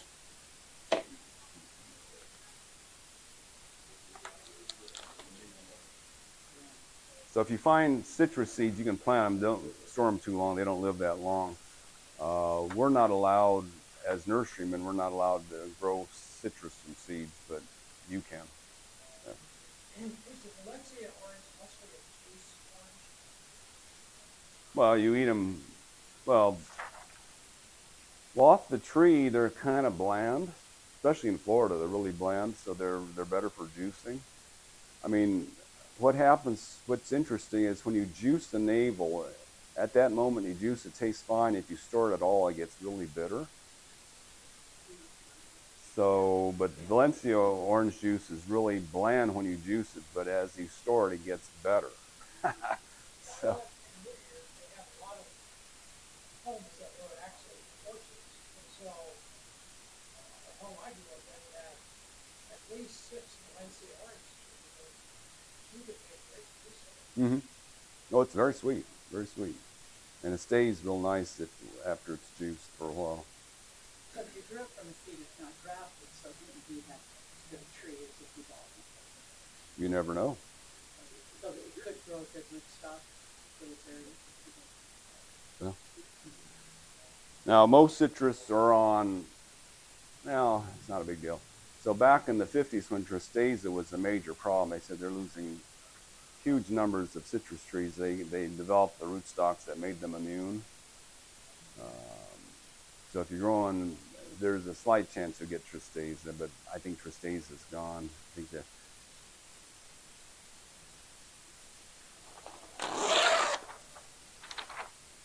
And the original Meyer lemon was one of the carriers of tristeza disease. So from the 1960s on, they had a newer version of Meyer lemon that they called the improved Meyer. Now they still sell it and they still call it improved, but it was improved back in the 60s. It wasn't improved lately. Okay, so now we got the mandarins. Now mandarins are also known as tangerines, but that's because they developed the Dancy tangerine in Tangiers, Africa. Tangiers, Morocco. So when they brought that over, they said, oh, we'll call this a tangerine, and then that name kind of stuck, but Mandarin is the proper name.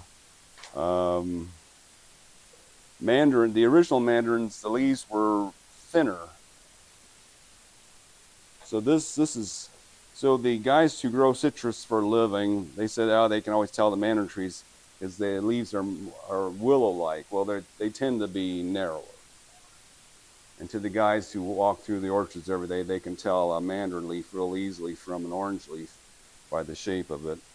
Now, what is interesting, and I didn't mention this earlier, is that mandarin leaf is like this. The grapefruit and pomelos, which you all know what grapefruit are, their leaves are built different. They have a winged petiole on them. In fact, I brought this is a grapefruit. And you can see the leaf on this. Well, all these branches have little spiders on them. This has got a winged stem, the winged petiole. So citrus essentially were evolved from a line of plants that were had a multi-leaf. So the original citrus, well, no. They said the original citrus was one of these plants, where each leaf had a number of leaflets on it, the end one being the biggest, and as they evolved, they got down to this and down to this. If you ever look at a kaffir lime, its leaf looks exactly like this. This is used for flavoring. This is what a curry leaf looks like, which is closely related to citrus. It's got leaves like this. But mandarins don't have any of that at all. They're at the other end of the spectrum. The original mandarin is pretty much like the satsuma that was brought from China to Japan. It became real famous in Japan. That's the one where it ripens real early. You can eat them in November when they're green. Around December, they're at their peak. By January, they get that puffy rind, and then you just crack them open, they're out. No peeling necessary. The skin doesn't stick to them at all. So this is early. I would say December is its prime month for picking. And then the mid-season tangerines come in. That would be ones like clementine, which I don't recommend. It's the hardest citrus to grow. Algerian, which are all seedy. Well, clementine is seedless if you isolate it, but the problem with clementine is it's got to be a half mile from another citrus tree to make sure it's seedless. And as a homeowner, you can't do that. You can't go down to your neighborhood and cut down everybody else's citrus trees. And if there's bees in the neighborhood, they can bring pollen from distance. There are actually some clementine orchards sued beekeepers because they told them you don't want to bring your citrus anywhere close to our clementine orchard because we don't want seeds in this. You know, if they're seedless, we can call them a cutie. But if they make seeds, then they're in trouble. So University of California developed a seedless cutie, tango. So tangos, well, they're actually Murcot. So they took a seedy tangerine called a Murcot, made it seedless. Now the way they make things seedless, they've done this over the years with quite a few citrus. They'll take the seeds out of a seedy citrus, put them in a radiation chamber, which can sterilize them. It kills most of them, but if they survive that and they sprout, they're sterile, and they won't make seeds again. So then you get this tree that makes the same fruit, because most citrus are, well, a lot of citrus are polyembryonic. I didn't explain that. So most seeds, if you sprout them and you get one embryo coming out, that's usually a child that's a cross between two sets of genes, zygotic embryo. But citrus have a lot of polyembryonic seeds, and the polyembryonic seeds, most of the embryos are from the mother, not from the cross between the pollen and the mom. It's the mother's genes that are being expressed in the polyembryonic seed for the most part. They said there'll be one zygotic embryo, but most of the embryos coming in that seed are the mom exactly. So they can take those seeds and make the same tree without seeds if it's successful radiation treatment. So Tango is what University of California did.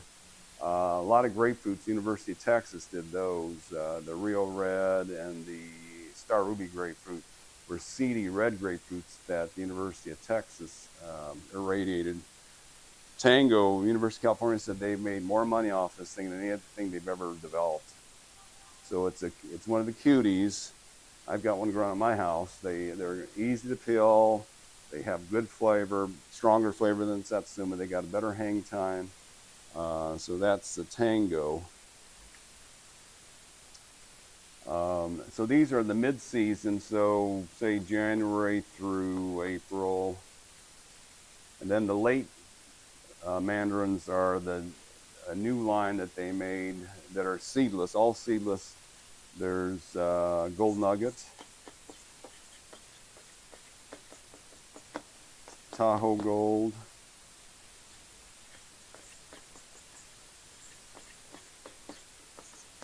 Shasta Gold. There's one other, I don't remember the name of it, but these all ripen April, or say March through June. So they're the later mandarins. Gold Nugget, when that first came out, people were picking when they colored up in February, and they were really tart. But I ate them in February and going, this is really tart, but it's really good too. You wait long enough, well, that thing's really good. I mean, some people still declare Gold Nuggets the best thing they've ever eaten, but at the field station in Irvine, they said everybody heads for the Tahoe Gold. They want that one. So, all seedless, peelable, hangs on the tree a long time.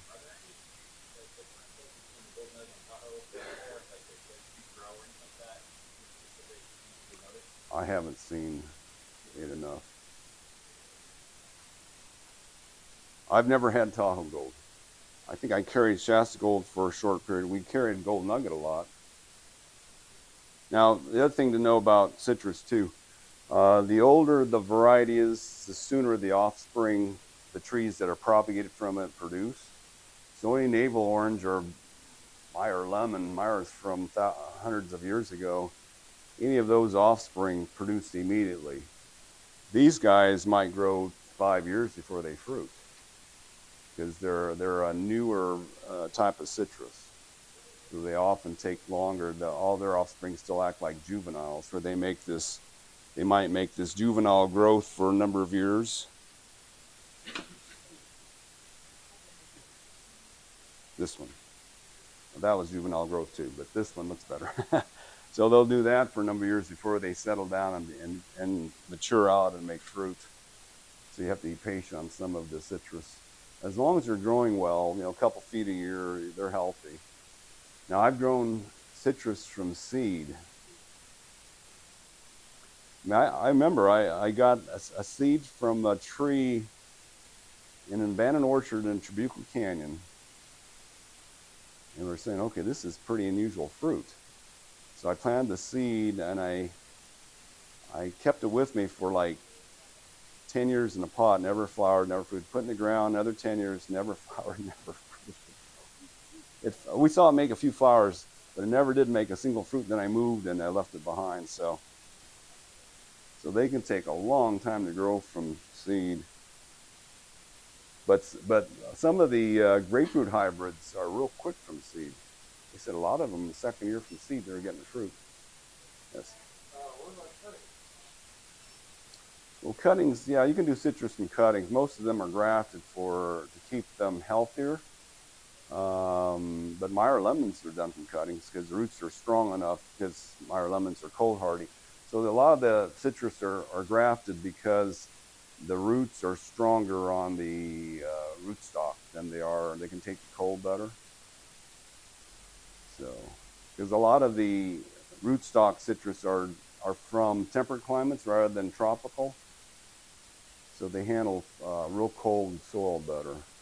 So that's the main reason they graft, plus the disease control. But they said it's weird that a lot of the citrus used for rootstock are deciduous trees, but it doesn't make the top deciduous. And the roots operate year round, but they're from deciduous types of citrus trees. Can you tell us a little bit about tangelos? Yeah, so tangelo is a cross between a pomelo and a tangerine. That's how they got the name tangelo. Pomelo is the ancestor to grapefruit. So the original citrus were mandarins and pomelos, and then everything else is somewhere between those two on the sweet citrus. If you have a little bit of pomelo in it, it's tangerine. If you have a little more, it's an orange. If you have a little more, it's a grapefruit.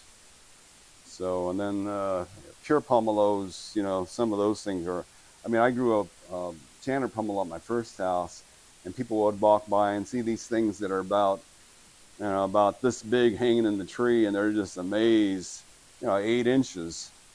8 inches. They said they can get 10 inches on a mature tree. And I kept my tree kind of small, so the 8 inches, a little over 8 inches was the biggest I made. But those things look like volleyballs hanging in your tree. The skin would be like that thick, but still, that inside was huge.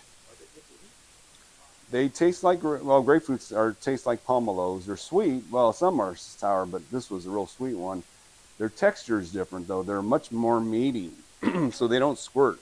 Like grapefruit are juicier. Pomelos, you can serve them up like sashimi, and serve them that way, and they have more of a texture of meat, but they still taste really good.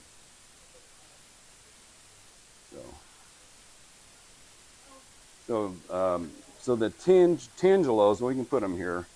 You got the main one we sell is Mineola. You can call tangelos really oranges. They're so close that there's not a huge difference, but Mineola is the one that's got the little nipple at the top of it.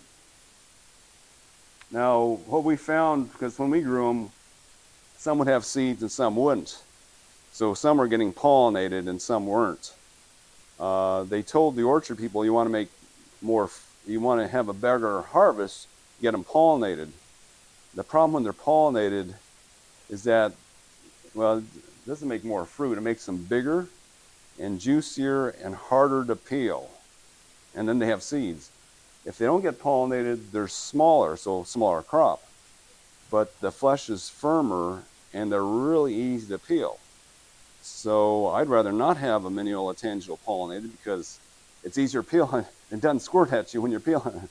When you pollinate them, they're bigger, but they're sloppy. They're falling apart. So that's the tangelo. But yeah, for a farmer, if he wants more money, then he gets bigger, sloppier fruit. He gets them pollinated. So the grapefruit and pomelos, the grapefruit that's most common here is the Oro Blanco. They made this by taking grapefruit and back crossing with pomelos. It's a very large, pale fruit that you can eat around Thanksgiving, even when it's green. So I would say November through April is its season. The problem we have is if you leave it on a long time, it gets really, really bland. No acidity at all. I mean, there's no acidity at the very start either, so you can eat them green. But by the time you get to April, it's almost no flavor. I mean, this year is not so bad because we didn't heat up at all until July. So we're still eating Oro Blancos this spring, but most springs, after April, they're too bland for me. But that was the only citrus tree I planted two because I love them. They are really good. Yes. I have an Oro Blanco and I was researching it. Sometimes they call them a grapefruit, sometimes they call it a smell. It's in between. Yeah. There's another one called Mellow Gold, which they said overall is better than Oro Blanco, but it takes 8 years to get to that point. So it's like, what's the point of growing that? So Mellow Gold, they said for its first 8 years, it's worse than Oro Blanco, and then after 8 years in the ground, like they say, grapefruit. If you want the best grapefruit, 18-year-old trees make the best grapefruit. 18 years or older. They said the skin gets thinner and it gets juicier for the first 18 years you plant it. After that, it levels off. So it takes a long time for grapefruit to look and taste the best. So Oro Blanco is the early grapefruit, and then we usually say Star Ruby is our spring grapefruit. So April, probably into summer. I'm not sure what this one is. I have to ask the orchard people there what they've got. But that's definitely a red grapefruit there. Because Oro Blanco doesn't have any color at all. It's like a real pale yellow. Star Ruby does pick up color. This might be a Star Ruby, or it might be the Rio Reds do okay well. Do fine here too. It's also spring.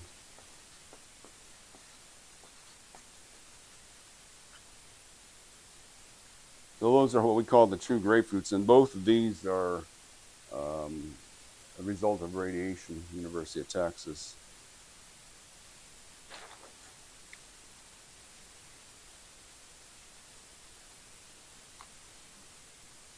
I think there's there's a new red pomelo. What's it called? Valentine. So pomelos, there's the Chandler, which is winter. And then I don't know when the Valentine is ready. So it's a pomelo with red flesh. And I haven't eaten that either. That's one of the latest things that they found at a field station. So that's the only one I don't know anything about.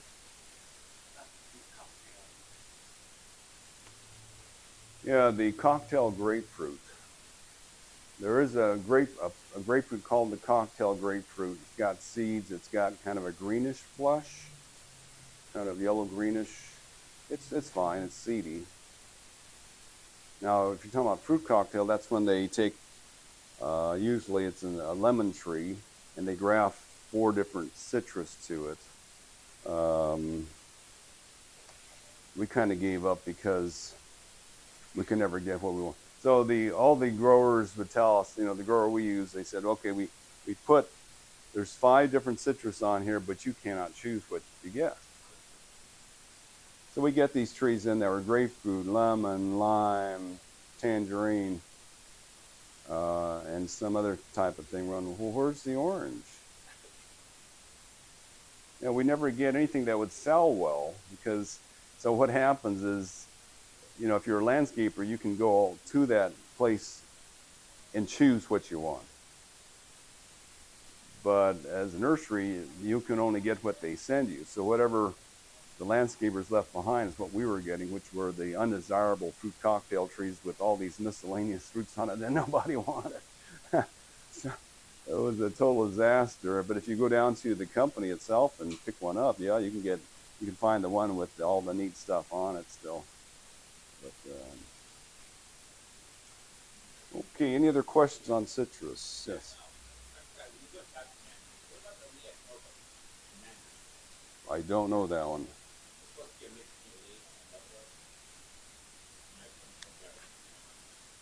Now, if you go through, I have a citrus textbook, Norris. If that's a new one, it's not in there. My textbook's from the 60s. There are so many mandarins. I mean, just hundreds of mandarins in that textbook. Well, there's 100 oranges in there, too. I mean, there's so many that are out there that are being grown commercially that they're not selling to homeowners. Now, homeowners often don't get fruit trees for at least 20 years till patent wears off. So some of the new stuff that appears at the markets we don't get for a long time. But these are the ones that we've carried in the past and probably continue to carry. But there's a lot of new stuff out there. So, yes. My whole budget for these are like yellow beans, since it was this last, crop. I'm wondering, and I normally just put compost down, I was wondering if I should put some wood in there or something. No. I mean, the gold nugget has always been an off-colored fruit and plant. Oh, so the leaves are kind of. Yeah, my gold nugget tree never looked totally very green when I grew it. Yeah. And the star ruby grapefruit, they think they did something to when they rated it because the leaves on that thing are ugly. Yeah, it's really, I mean, you see this, leaves are all blotched, have these strange blotches and strange shapes on them. Although when we grew them in our top pot, they came out looking a lot better.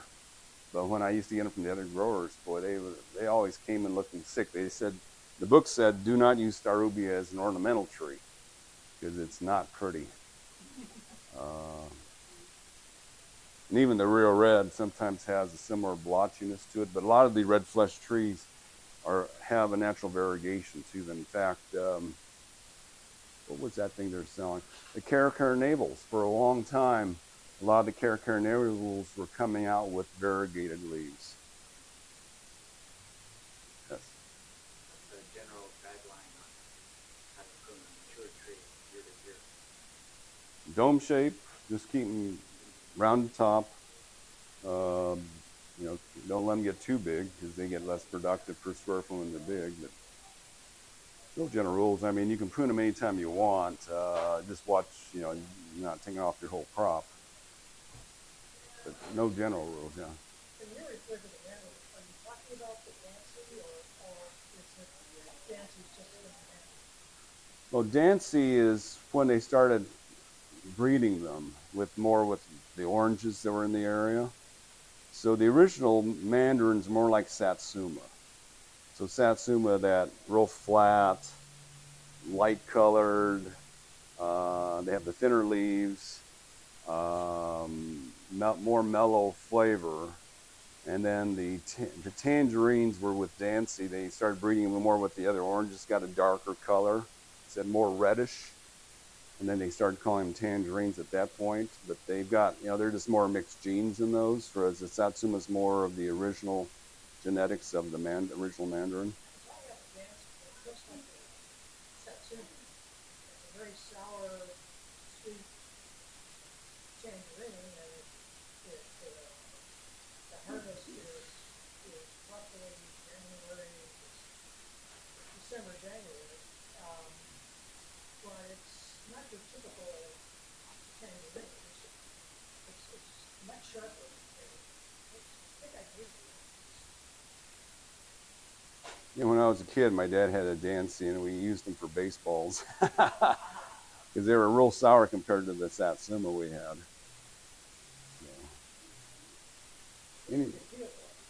Yeah, just real seedy though. Yes. I think you said you can prune a navel all year long anytime, but in the winter you can prune heavily. Well, we do more heavy pruning in the winter just because less likely chance of sunburning them.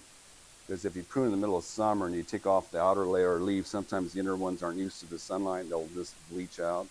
But winter time, yeah, there's fruits on there, all the fruits on Right. there in December and January. So are you saying while the fruit's on there or Yeah. anytime, right? Yeah, I mean, you're going to sacrifice fruit whenever you prune because they seem to always have a crop on them. Yeah. So, And ours, like I said, is about 12 feet or so high. He let it grow kind of high, and so he could bring it down a little, just don't bring it down a lot. right. Get more. Yeah, that's not too bad. I mean, generally, yeah, we don't like to make big trees too small because they've got huge root system to feed. So maybe 1/5 would be okay. Well, do if you want. If you don't want to climb the ladder to pick, just do it. Yeah. Hopefully, it's still big enough. Who eats avocados and oranges? Is it mostly squirrels or rats? Squirrels. Squirrels. Well, rats can eat them too. Well, they shell them out. Well, rats will often leave them on the tree and eat them, whereas squirrels will often pick them and take them. But Do they scoop them the same way? Oh, they do. yeah. Now rats are easier to control because you can kill them. You can kill a lot of rats with bubble gum. That's right. I remember driving through there and he said, "Welcome. So just get the double bubble thing and tear them into little pieces and scatter them, and you take that and get sick and whatever." It doesn't digest and they can't vomit it up, so they starve to death. So that's 2 days. how often and how much? Much as you want.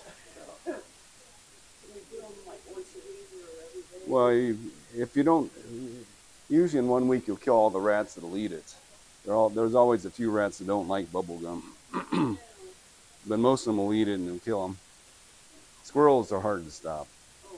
Owls do a good job. The real owls, not the fake owls. Real? Or a falcon or one of those critters. Near the orchard where we're at, I see a, a falcon hanging around there now, and the squirrel population is dropping. One other thing is that we have been able for around 8 years or so, and it started slow, and we had 6, and then we had 2 dozen, it went up. In 21 December, we had a huge, it was just oranges all over the place. And then last year in 22, they were 0. But that's the first time it was 0. And you say, the trees alternate sometimes, and you don't want them to do that, but we're having a crop probably this year. So you said to stop that, to do what again? Well, if you get a year where you have it's overloaded with fruit, then you thin out 2/3 of it. So in other words, if there's 10 on a branch this long, you only want like 3. Right, but do it when the fruit's only about that big. Yeah, it's too late now. So about an inch or so? Yeah, about an inch. I mean, the sooner you do it, the better. However, if you do it too soon and then it drops a lot of that fruit, then you're in trouble. Be careful. So, right, You don't be overly zealous. right. Mm-hmm. Yes.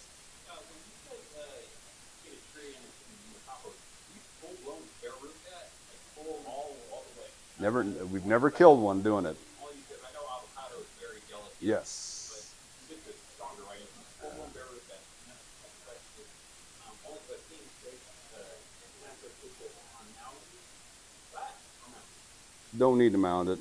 I mean, the orchard that I walked through, they got the worst clay soil there. This time of year they got crevices.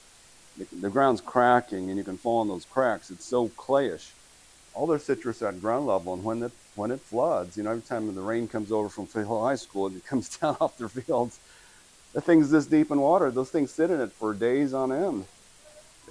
Nothing happens. They don't get hurt. Even the avocados there aren't getting hurt by that. I'm surprised. They're right there next with the citrus now, and they're in the clay. It doesn't hurt them. I think they invented that high planting to compensate for compost killing. Because the higher the compost is out of the ground, the less it can suffocate the roots. So they had to do that to compensate for that thing, not because the trees actually need that to be planted that way. I think if you suggest you have, one of these, plants that are in compost, you just put it in a fire first with, your soil, or would you suggest putting it just directly in the ground? I've done both ways. So it's both one versus the other? Yeah. So you suggest one's better? I don't think so. Like, don't say no. The orchard that we're talking about, they, one of their managers bought some trees and they bought it from Home Depot. I'm going, okay, we have to fix these. So I told them what to do. They bare rooted them and put them right into the field. Now they had, because they were replanting, so they were replanting also. So what they did is they bought, for each one they bought like 10 bags of our top pot, and they got in a yard of sandy dirt, just sandy loam I think it was. No, sand, just sand. And they mixed that together and backfilled the hole with that, because you can't put them in where you just pulled out an old orange tree. So they did that. They didn't lose any trees. What they did do is when they put them in the ground after they bare rooted them, tree sitting here, they strung up a couple stakes on each side, east and west side, and hung our empty top pot bags on them so that they'd get shade roughly half the day. They get overhead sun, and they give you shade in the morning and afternoon. I don't think they dropped a single leaf. And they did that last summer. I couldn't believe it. Right in the middle of summer, they had these, they bare rooted the trees, put them right out in the field, put the bags nearby, and they were fine. Citrus are really strong. Now, I did it once in May of one year. I took a grapefruit, bare rooted it, didn't do any shading because it was overcast. We were in the middle of May gray, and suddenly we had a day where the sun came out, it was 90 degrees. My grapefruit tree just shed all its leaves. Now, shedding leaves means the plant is saving itself. If the leaves hung there brown, it was dead. But it shed all its leaves, and then a month later, it got them all back. So it didn't kill them. It made it scary, but citrus are really sturdy that way. We've never lost one from bare rooting it. Yes. For years, when I would prepare containers, practice was put a small layer of smooth stones on the bottom, because essentially it ensured that the drainage didn't get clogged up by dirt, different, I guess. But I read somewhere online that over time that can promote root rot. What's your theory on that? Compost promotes root rot. Nothing else does. So the rocks at the bottom. They don't do much. So they said that in a pot, all the research shows that you should have the same texture of soil from bottom to top, top to bottom. If you put rocks on the bottom, that's anti-water. Rocks do not absorb water at all. Clay absorbs water. So if anything, you want the finer texture stuff near the bottom, so it'll pull the water down. If you have a bunch of rocks at the bottom, or if you have a layer of gravel, say, that layer of gravel will stay bone dry. The water will not, if it's saturated above it, it'll drip through, but gravel won't absorb water from dirt. It just stays dry. So essentially they said you just made your pot smaller. They said just have the same texture soil from top to bottom, and the water will go all the way through. And our soil is so rocky, it's like having a pot full of rocks anyway. Let me turn off the tape here.